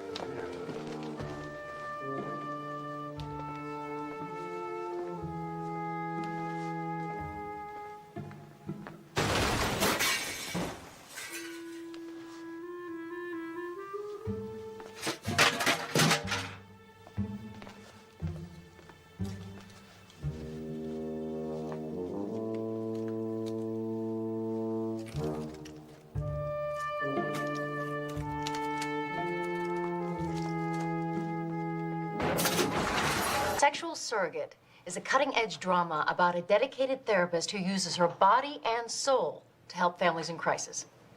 You want me to buy a series about a hooker? She's a licensed healthcare professional. It's a perfectly legal and compelling side of the medical profession we've never seen before on television. We're the Family Values Network, remember? Our viewers want people to go to angels, not hookers, to solve their problems. What about Big Man on campus? A theology student with a Bible and a badge. Think Brad Pitt. We don't have Brad Pitt.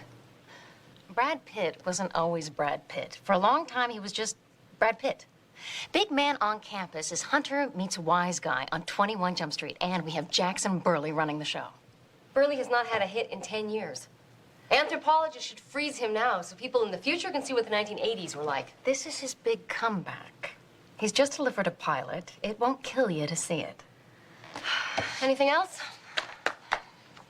Send Harry in. Yes, ma'am.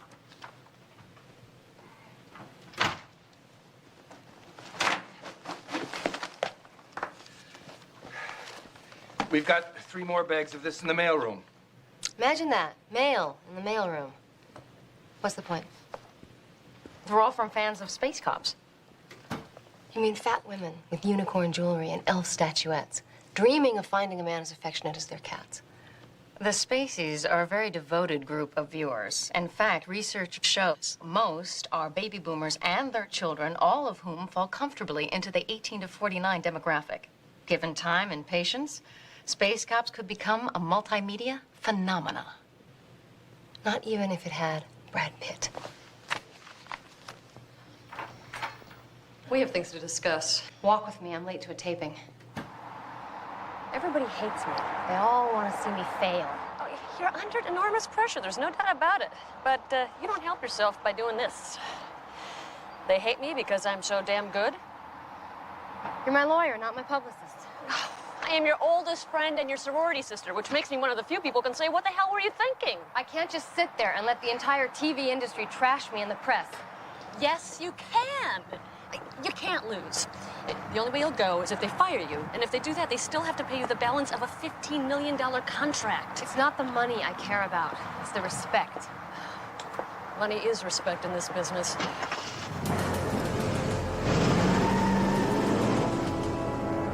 Look out!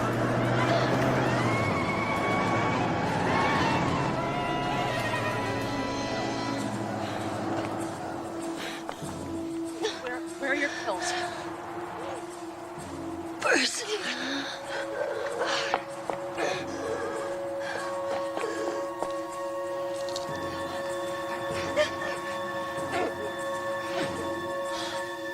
Call 911! Salmon are running. Well, that's great, Dad. What are they running from? That was a joke. Look, Dad, if I can remove a spleen, I'm sure that I can bait a hook with a live worm. Okay, look, why don't we talk about it when I get there? Okay, I do too. You bet. Bye, Dad. You visiting with your dad? My vacation is coming up in a couple of days, and I made the mistake of telling him. Now he wants to spend a week with me fishing in Oregon. Well, that's great, isn't it? I don't know. I mean, I haven't seen the guy since my parents were divorced. That's when I was in high school. He's remarried. He's got stepsons. He's got a big dog. But he's not calling them. He's calling you, and this is your opportunity to get to know him. What's the point now? I remember you telling me that you envied the father-son relationship that Steve and Mark have. I do. Well, this is your chance to build your relationship with your dad. But I don't want to have that with my dad. I want to have it with Steve's dad.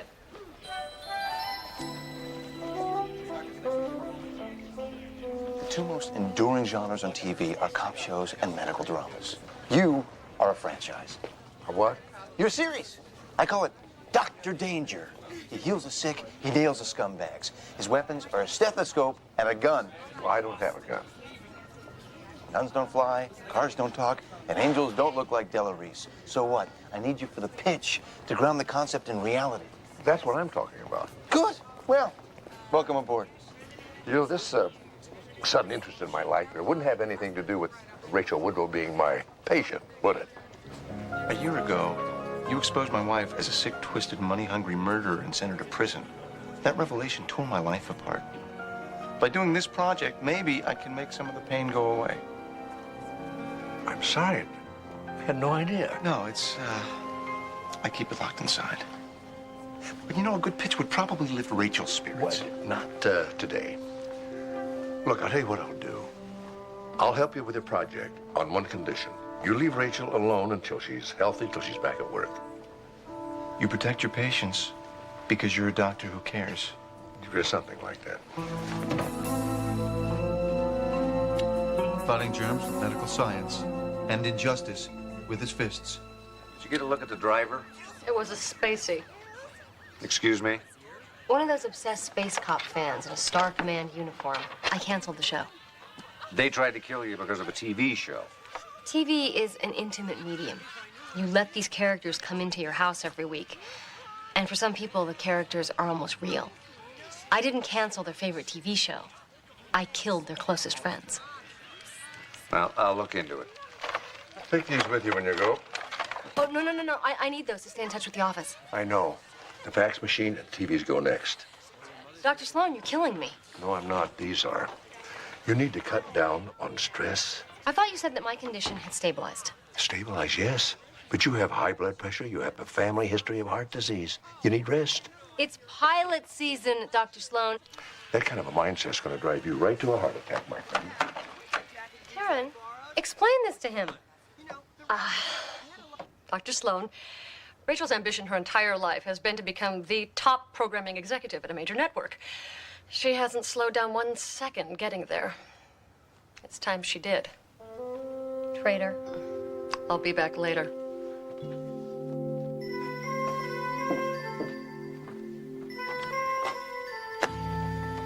It's a good thing you knew about the nitroglycerin pills.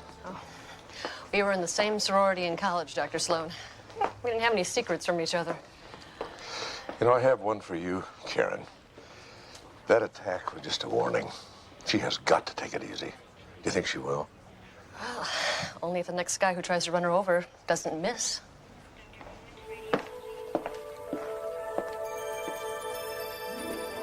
Hey, Space Cops, this is Normac. Yes, you can. Welcome aboard, Lieutenant Sloan. I'm always glad to assist a fellow officer. And you are? High Admiral of the UEO. United Extraterrestrial Operation. I meant here on Earth. In the real world. What's it say on your driver's license? Oh, Ernie Cooley. What is all this, Ernie? We're mounting an international campaign throughout fandom to save Space Cops. We're spamming the internet. We're leafleting the SF convention. You're running over network executives? Who do you think we are? Babylon 5 fans? Each of us has sworn to uphold the Space Cop creed. To protect those of other races, other places, other faces. To take justice and peace to the furthest edges of space and beyond. Beyond. Beyond. I get your point, Ernie, but whoever tried to kill Rachel Woodrow was wearing one of these uniforms. Clearly, this is an attempt to besmirch the Spaceys. Anyone can wear the uniform, but not everybody can embody it and the ideals it represents. You're right. You're right. I don't deserve to wear the badge. Jennifer. Someone had to stop her from destroying the universe. I'm just sorry I failed.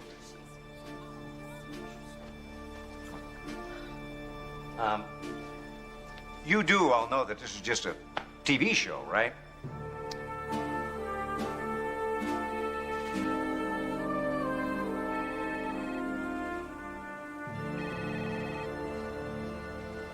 Don't leave here 1 minute earlier than necessary.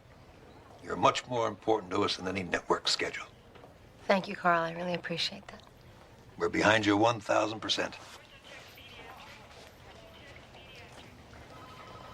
You're very lucky to have such an understanding boss. He's a viper. Relax, regroup, center yourself. Those are code words for don't bother looking over your shoulder. The knives are already in your back. I had no idea the television business was so brutal. It's dog eat dog and all the dog's puppies. You ever think of doing something else? When can I get out of here? Well, Rachel, I was going to release you today. Good, because I was going to leave in 2 minutes anyway. Rachel, I have told you, you have to slow down. You've got to cut down on the stress. I am the first woman to run a network. If I suddenly slow down, this is going to confirm everything that they already think. That I can't take the pressure, that I'm too fragile, I'm too weak for the job. I'm afraid that's the truth. I'm going to send an assistant to pick up all this stuff. Thank you very much, Dr. Sloan, for everything.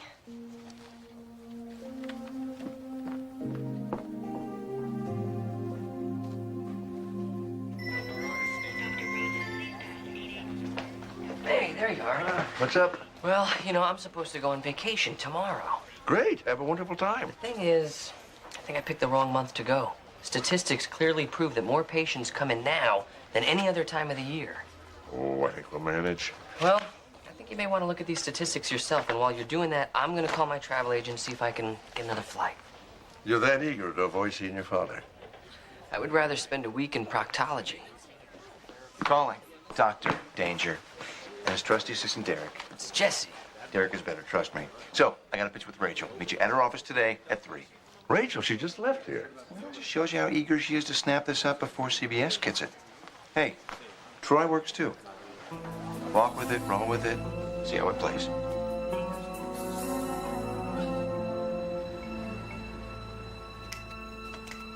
Oh. Jackson Burley. Writer producer of My Gun Has Bullets and the Young Barnaby Jones Chronicles. I don't think I saw them. Even if you live in a cave, you can get cable. Join our culture, Mark. It's fun. Jack, how's it going? Well, I took the back road up, but I will not bite the fat lady's bullet when the preacher sings for me. Oh, same goes triple for me. What'd he say? I have no idea, but I agree with him wholeheartedly. So, you here to pitch Rachel? She's screening my pilot. Big man on campus. That's man with two ends. He's a theology student with a 4.0 average and a 357 Magnum. Oh, you know, I heard the buzz on that is so high you can get altitude sickness just talking about it. Used to be I didn't have to wait for anybody. Got a 22-episode commitment for my grocery list. You know, I think I saw that show. This is our third date, Cindy. I need more from you. I'm not that kind of girl. And I'm not that kind of guy. Then what is it you want? I want to know you, to understand you, to touch your soul before I touch your body. You are different from all the other boys. Maybe I can show you who I really am. What I truly believe in.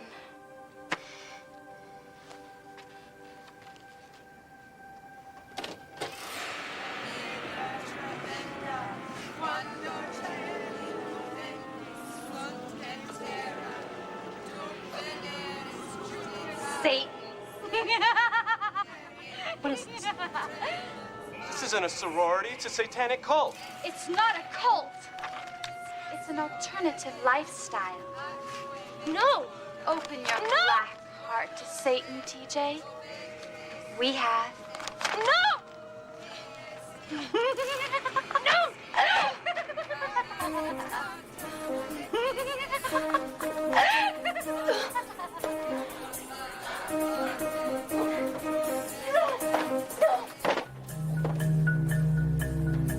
I think you moved her.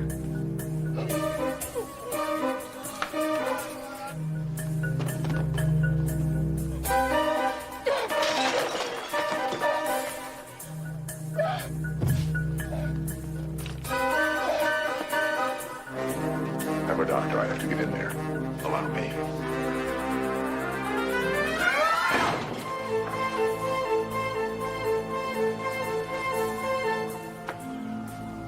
Jack, you know CPR? Are you kidding? I've done 5 medical shows. Call an ambulance.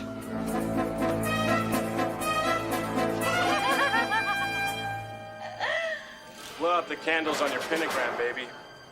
You're all under arrest. What? This sucks. She's dead.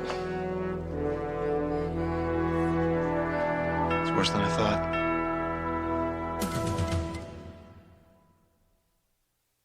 It's pretty cut and dry. She died of a heart attack, Mark. Well, Rachel knew she was at high risk for coronary problems. It was a death that didn't have to happen. Oh, in more ways than one. I found glucose under her tongue. Glucose? The nitroglycerin pills were replaced with sugar pills. This was murder. Did you say murder? Hey, isn't that Rachel Woodrell? Jesse, we can handle it. Well, not without my help. Don't you need someone to negotiate the labyrinthian corridors of power at NBC? Jesse, you haven't had a vacation in over a year now, and you don't want to let your dad down. Yeah, but the investigation. We'll tell you all about it when you get back. Have a good time. Did he say labyrinthian? We know you're the best person for the job. I really appreciate the support, Carl. Rest assured, we're behind you 1,000%. Thank you. What's this? Well, it's my way of saying that you cracked through the wall without shaving the glitter off the cake, baby. Thanks. I just wish it happened differently. Rachel was like a sister to me. Well, Rachel was the glory and the hope, the fire that burns and the flowering rose that stings the least. And the way to honor her memory is to deliver a kick-ass schedule. Well, that's my commitment to her and to this network. So, where are you putting, Big Man on Campus? Oh, sorry, Jack. It's passé. Well, it wasn't passé yesterday. Nothing is passé yesterday. This is today.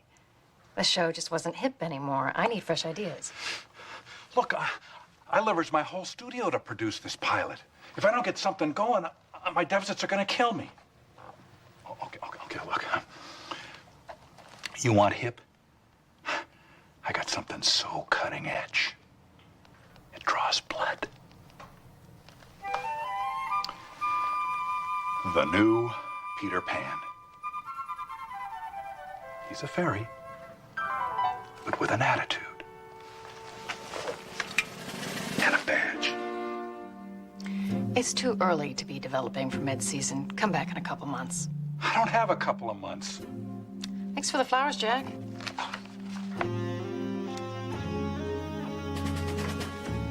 Hollywood is reeling from the sudden death of controversial NBC President Rachel Woodrow. Today, TV's biggest stars share their poignant memories of her brief, tumultuous life. Well, you know, Rachel tried to get Family Matters for NBC. She had this bizarre idea that she was going to revitalize the show. Urkel and Winslow for hire. Tough, gritty private eyes taming the mean streets with their unique brand of crime fighting. You know, she saw it as a drama, you know, the way Lou Grant left Mary Tyler Moore. Hey, it worked for me. It's been said that Miss Woodrow made your career. You got my message. I was beginning to wonder. What message? I forgive you for being late. Bringing Steve was a masterstroke. You got your badge and your gun with you? What are you doing here? Well, you don't think you could pitch this alone, do you? Pitching is a gift, my friend, and you just don't have it. Now, Paige is waiting. I'll do the talking, you fill in the gaps. We came to investigate a murder. Not bad. Try to be more convincing in the room. Rachel Woodrow was killed. No problem. That'll give our pitch immediacy and verisimilitude. You must be Dr. Danger. Dr. Mark Sloan, medical consultant with the police department. That's me. It's his son. They live together, too, which brings the adventure home. We're investigating Rachel Woodrow's murder. Someone switched her heart medicine with sugar pills. A sweet way to die. That could be our pilot. We're gonna need all of her appointment books and belongings. Help yourself. They're boxed up in the hallway. You know, you've redecorated the office nicely. Is that your way of saying it didn't take me long to move in? Friendly as Santa, but cunning as a ferret, isn't he? It's pilot season, Dr. Sloan. I don't have time to mourn. I have to create a primetime schedule. Sounds like Rachel's murder provided you with a career opportunity. Yes, it did. Ouch. Do you feel the heat? It'll radiate off the screen. Did Rachel have any enemies? She made careers and broke them. Of course she had enemies. If I'm any good at this, so will I. What about death threats?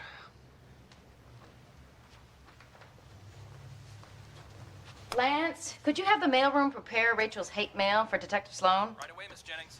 You can pick it up on your way out. The executive mailroom's the last door before the elevators. Thank you for the time. We'll be back.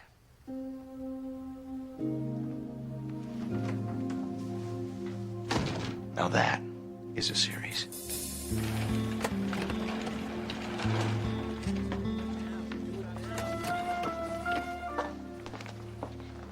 Excuse us, this is the mailroom.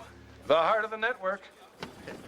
Harry Fellows, Manager, Information Services and Operations, which is a fancy way of saying the mail guy. You seem awfully well dressed for mailmen. Oh, we have to stay presentable at all times. We deliver mail, faxes, and packages to every office in this building, from the CEO to the lowest development executive. And if you want any of those jobs, you start here. They all did. You know, all the executives seem so... Young? Well, youth is more important in TV than experience. Rachel went from here to running the network in 3 years. Fastest rise and fall I've seen in my 3 decades here. She didn't fall, she was pushed. Steve Sloan, homicide. We're here to get Rachel's hate mail. Saves us the trouble of shredding it. That's all for Rachel? For the month. You need some help down with it? That'd be nice. Okay. Hey, could you give these guys a hand? What are you doing here anyway, Jesse? You're supposed to be fishing with your dad. Well, I've gone undercover to help you guys explore the... The labyrinthian corridors of power at NBC. You're not an undercover cop, Jess. This is fraud. No, it's not. I got this job honestly, based on my own qualifications. You told him you were a surgical resident at Community General? Oh, you bet I did. You need a master's or better just to get an interview. Competition is brutal. You know, we don't know a thing about politics at network television anyway. Maybe having a guy on the inside is a good idea. Jesse Travis. Man on the inside. Sounds like a series. See, I'm picking up the attitude already. You got enough attitude. You pick up on anything else? Well, Harry told you that Rachel rose faster than anybody else. Paige just beat that record, thanks to Rachel's death. See, it all fits a pattern. Anybody who gets in Paige's way is either fired or they quit. One way or another, they're gone. You think she'd resort to murder? Well, like I said, it's pretty brutal. And you know Jackson Burley, the guy who wrote Big Man on Campus? Anyway, he was supposed to write Jack Blood, Action Fist. Great movie. Excellent movie. $150 million and counting. Anyway, Rachel didn't let him out of his exclusive contract to write it because he had to finish writing the last 3 episodes of the Young Barnaby Jones Chronicles. And when he did, she canceled it. I think Jesse just did us a big favor.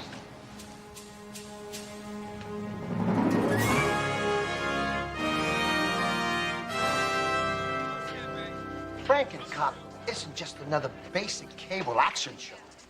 We're rewriting the grammar of television. I had no idea. Yes, that's why Rachel Woodrow didn't buy it. She didn't have the guts to revolutionize the medium. Now that she's gone network TV, we'll have more shows with an edge. 12 dead cops coming together to make one great crime fighter. Frankencop. Yeah. You ready for your shot, Eric? All right. Hey. Okay, go. Kick some butt. Now you picked a good day to visit. We're doing the big mud wrestling sequence this afternoon. You know, 20 years, they're going to be saying Frankencop in the same breath with Police Story, Hill Street Blues, Airwolf. You know, Rachel, she could have had this, but she lacked a vision. Rachel could have had a lot of things. What she lacked was nitroglycerin pills. Someone switched them with sugar pills and killed her. You think I look good for that? You were the last person to see her alive. You could have switched the pills during your meeting. Well, why would I do that? She cost you a movie career and then canceled your show. Let me rephrase that. Why would I do that when she hadn't decided whether to pick up Big Man on Campus? She was watching the pilot when she died. Revenge? You know, they got a lot of guts in basic cable.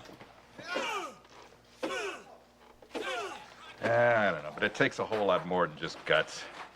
What they don't have is money. You know, I'm deficit financing this whole thing. I really need a network show to generate cash flow. Like they say, you can walk the talk, but don't run the gun if you can't stand the hand. That's what I always say. I swear by the goo that the Anthrobyl Mebusite who canceled the greatest show in the universe will feel my wrath and tremble before my righteous fury. Unbelievable.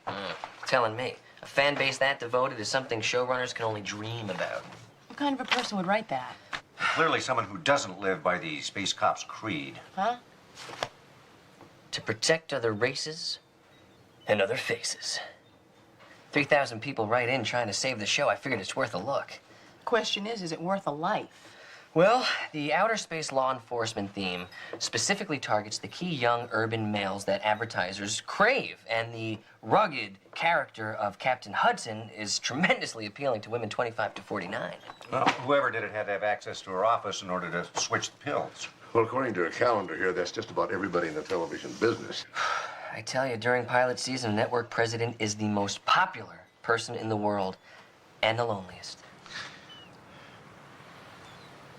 What, you wanted an inside perspective? I'm giving it to you. We're still waiting for something useful. Rachel's first development season was going to be her last. Rachel was on her way out? Who told you that? No one told me. I saw the pilot she ordered. Okay, look at it. You tell me what you think. These are pages from the pilot that she was watching just before she died. It's TJ Mann's first date, okay? And he takes this gal back to her sorority, and he says, "I need to know you to touch your soul before I touch your body." Let me see that. I need that too, but I can't have sex for free anymore. It's $2.50 a pop. And if you're paying by check, I need 2 forms of ID. I don't know. Let me see that. I don't believe it. You just found the murder weapon. Rachel Woodrow was killed by this pilot.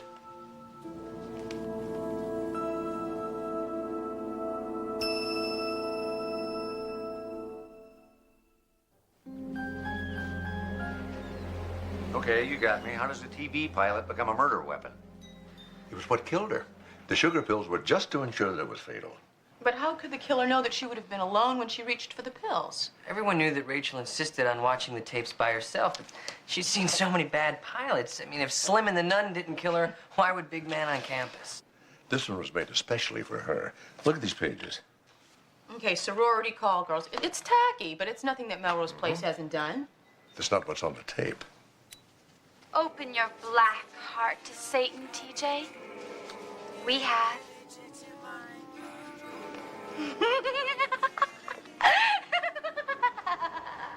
Thank you for coming in, Ms. Danino. It would be in your best interest to come to the police station. What the hell's that supposed to mean? I figured you wouldn't want to be in your office when we discuss Satan.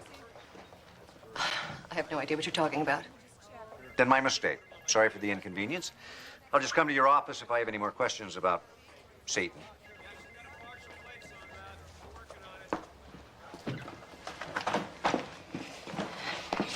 If one word of this leaks out, my lawsuit will bankrupt your department. Ms. Zanino, your religious practices are your own business. I'm just interested in Rachel Woodrell's murder. Rachel was murdered? By whom? Someone who knew that your college sorority was full of devil worshippers. We weren't a cult. Sure, we roasted the occasional goat in the moonlight, but, you know, aside from the Latin chants and the naked dancing, it was like any other barbecue. Bunch of wholesome co-eds out for some good, clean fun on a Saturday night. We were 18 and away from home for the first time, trying to rebel against our parents. By worshiping the devil. No one took it seriously at the time. It wasn't until we were out in the real world that we realized how stupid we had been and how damaging it would be if anyone ever found out.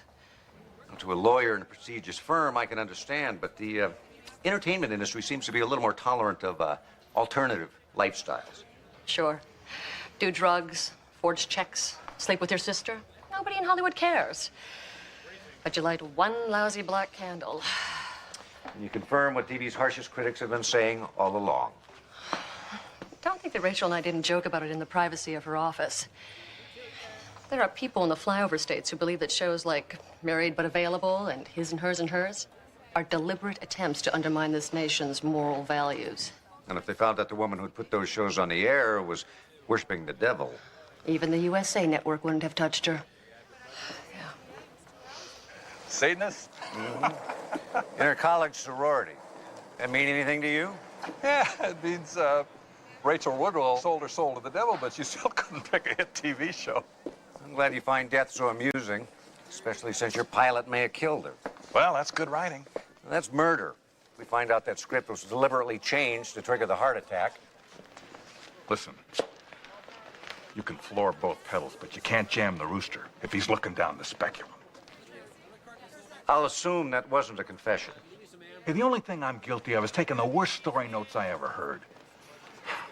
Geez, that whole Satan angle, that wasn't my idea. Your name was on the script. My script was a tone poem about fragile innocence meeting the brutal reality of the cold streets. So why did you change hookers to Satan worship? Because you don't ignore a network president's notes and hope she'll pick up your pilot. Rachel Woodrell told you to change it to Satanists? She didn't have the guts to tell me directly. I got the facts right here.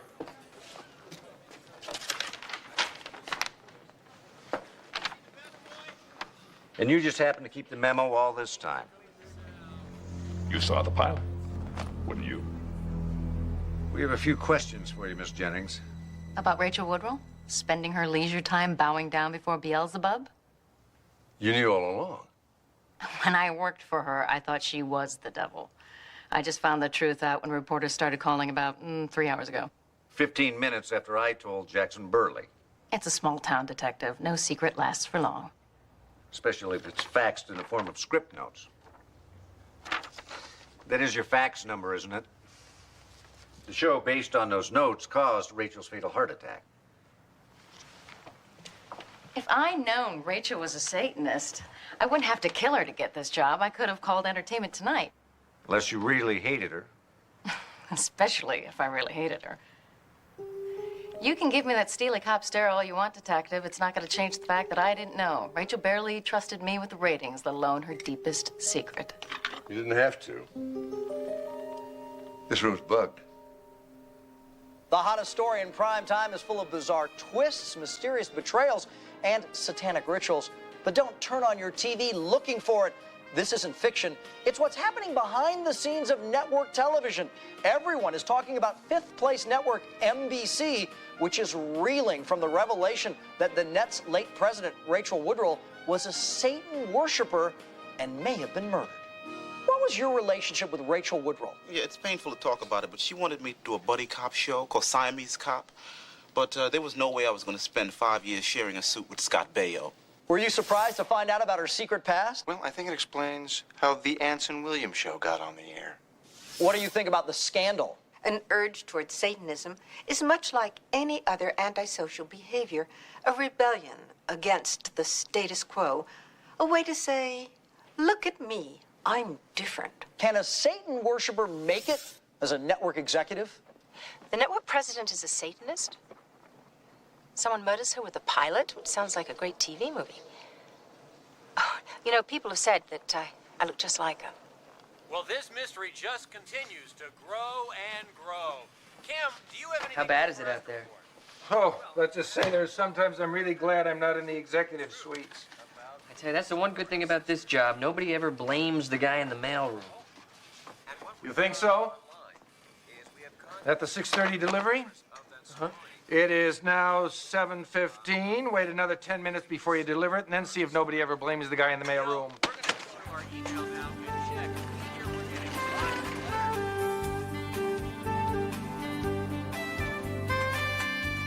Mail!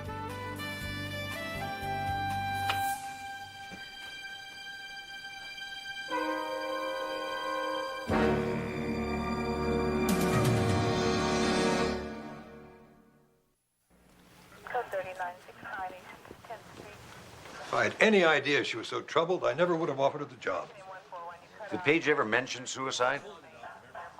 Well, she once said she'd rather be dead than work with Tom Arnold again, but other than that, I never heard anything. So you have no idea why she would have killed herself?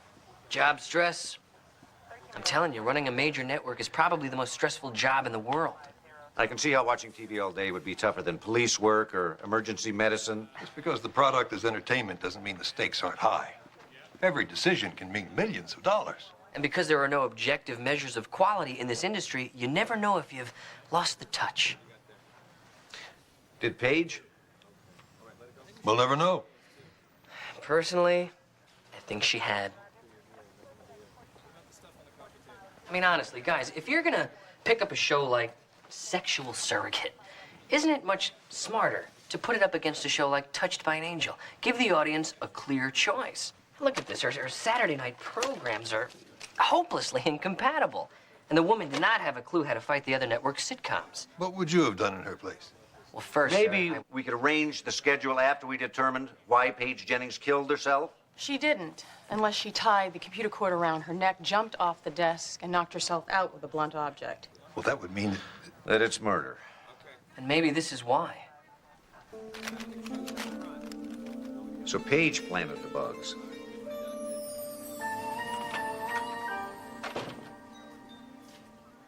How long have you been listening to those tapes? What? Oh, all night long. I couldn't stop. I mean, this is compelling stuff in here. Drama, intrigue, sex. Sex? Oh, lots of it. Most of it in Paige's office, and mostly with Jackson Burley. Why would she bug her own office? I don't know. Why did Nixon? I bet you his tapes weren't nearly as executive in that building. Well, now we know how she rose from the mailroom so fast. Unfortunately, it doesn't narrow down our list of suspects any. There were at least a dozen people in there with a motive to kill her, and I hadn't even finished listening to the tapes yet. Lieutenant Frankencomp comes to arrest the psycho killer. But what he discovers is he's got this guy's brother's spleen smoldering in his gut. The story arc is, how does a cop deal with having a homicidal maniac's internal organs?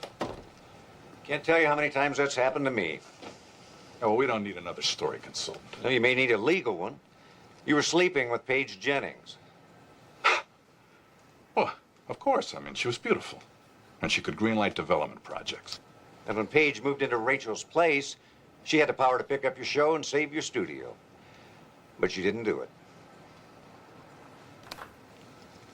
Keep cranking, guys. I'll be right back.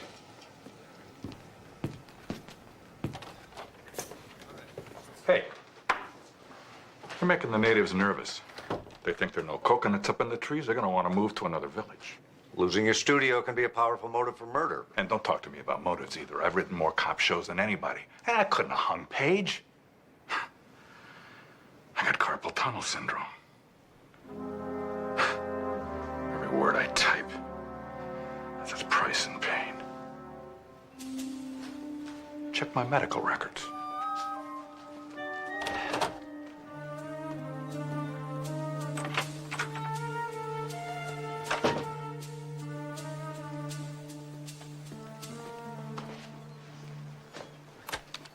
What do you think about Dr. Doolittle as a private eye who hires animals as his secret operatives?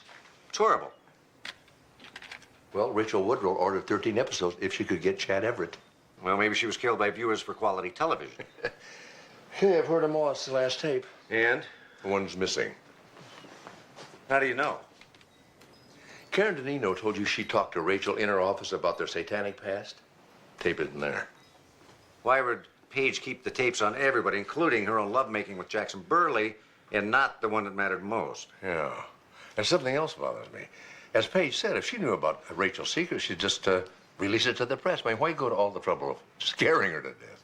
Paige always used what she knew against people, till she rose so fast at NBC. You know that missing tape? What if she never had it? I don't follow you. Well, what if she wasn't the one who bugged the office? What if somebody gave her the tapes? I mean, someone with his or her own agenda to have Rachel dead and Paige in her place. Yeah, and Paige has reneged on a deal somehow. Yeah, but who? We're no closer to the killer than we were before. What do these two murders have in common?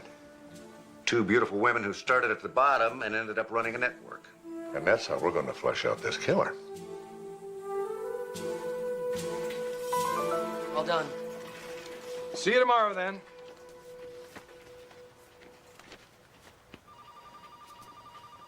What? Oh, I don't know. I just hate to leave this place.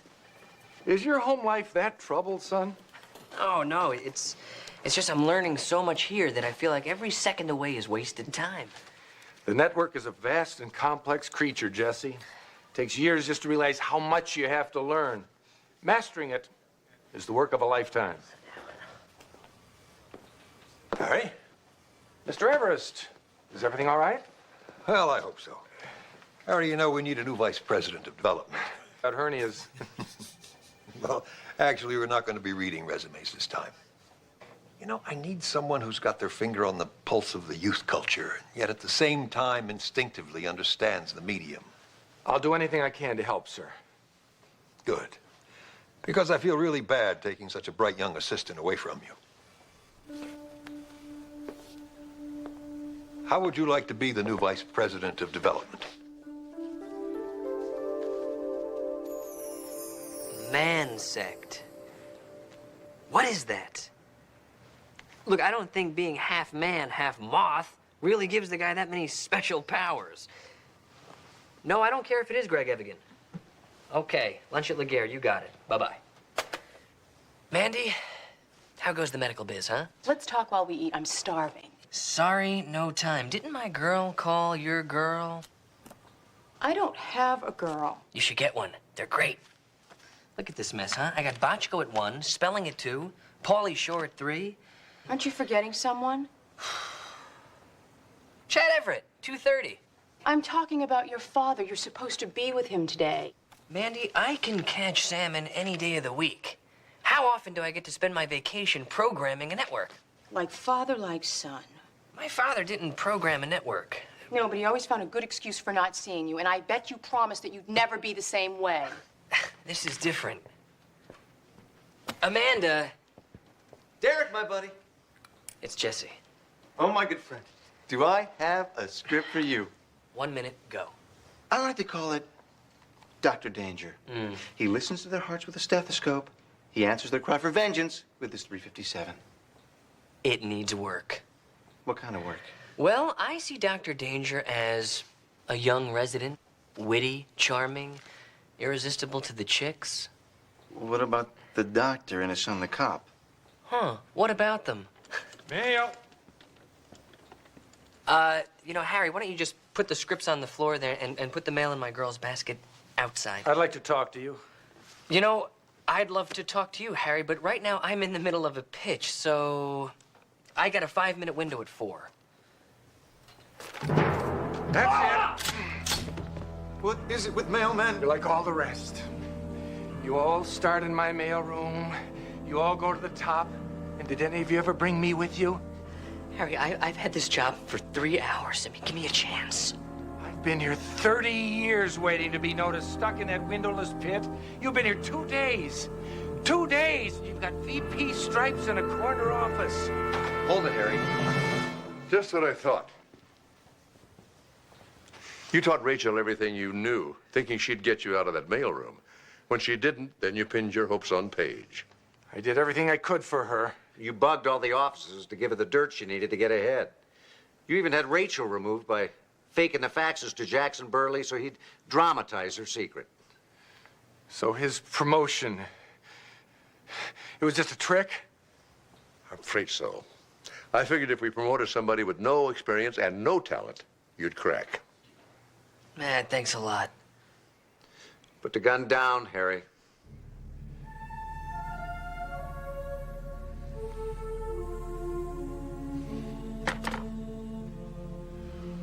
I hate television. You have the right to remain silent. Anything you say can and will be used against you in a court of law. So how did you know it was him?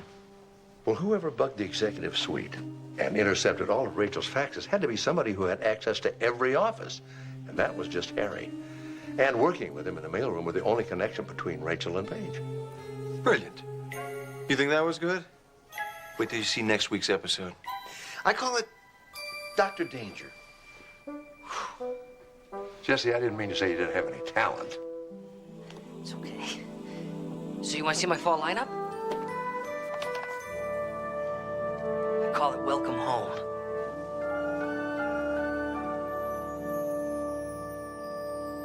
He knew about my secret past as a call girl, my affair with his brother, and the forged checks.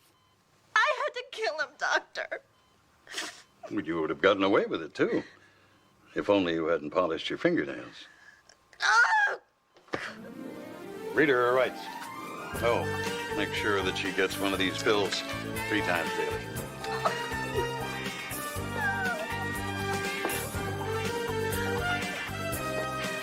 It'll never work.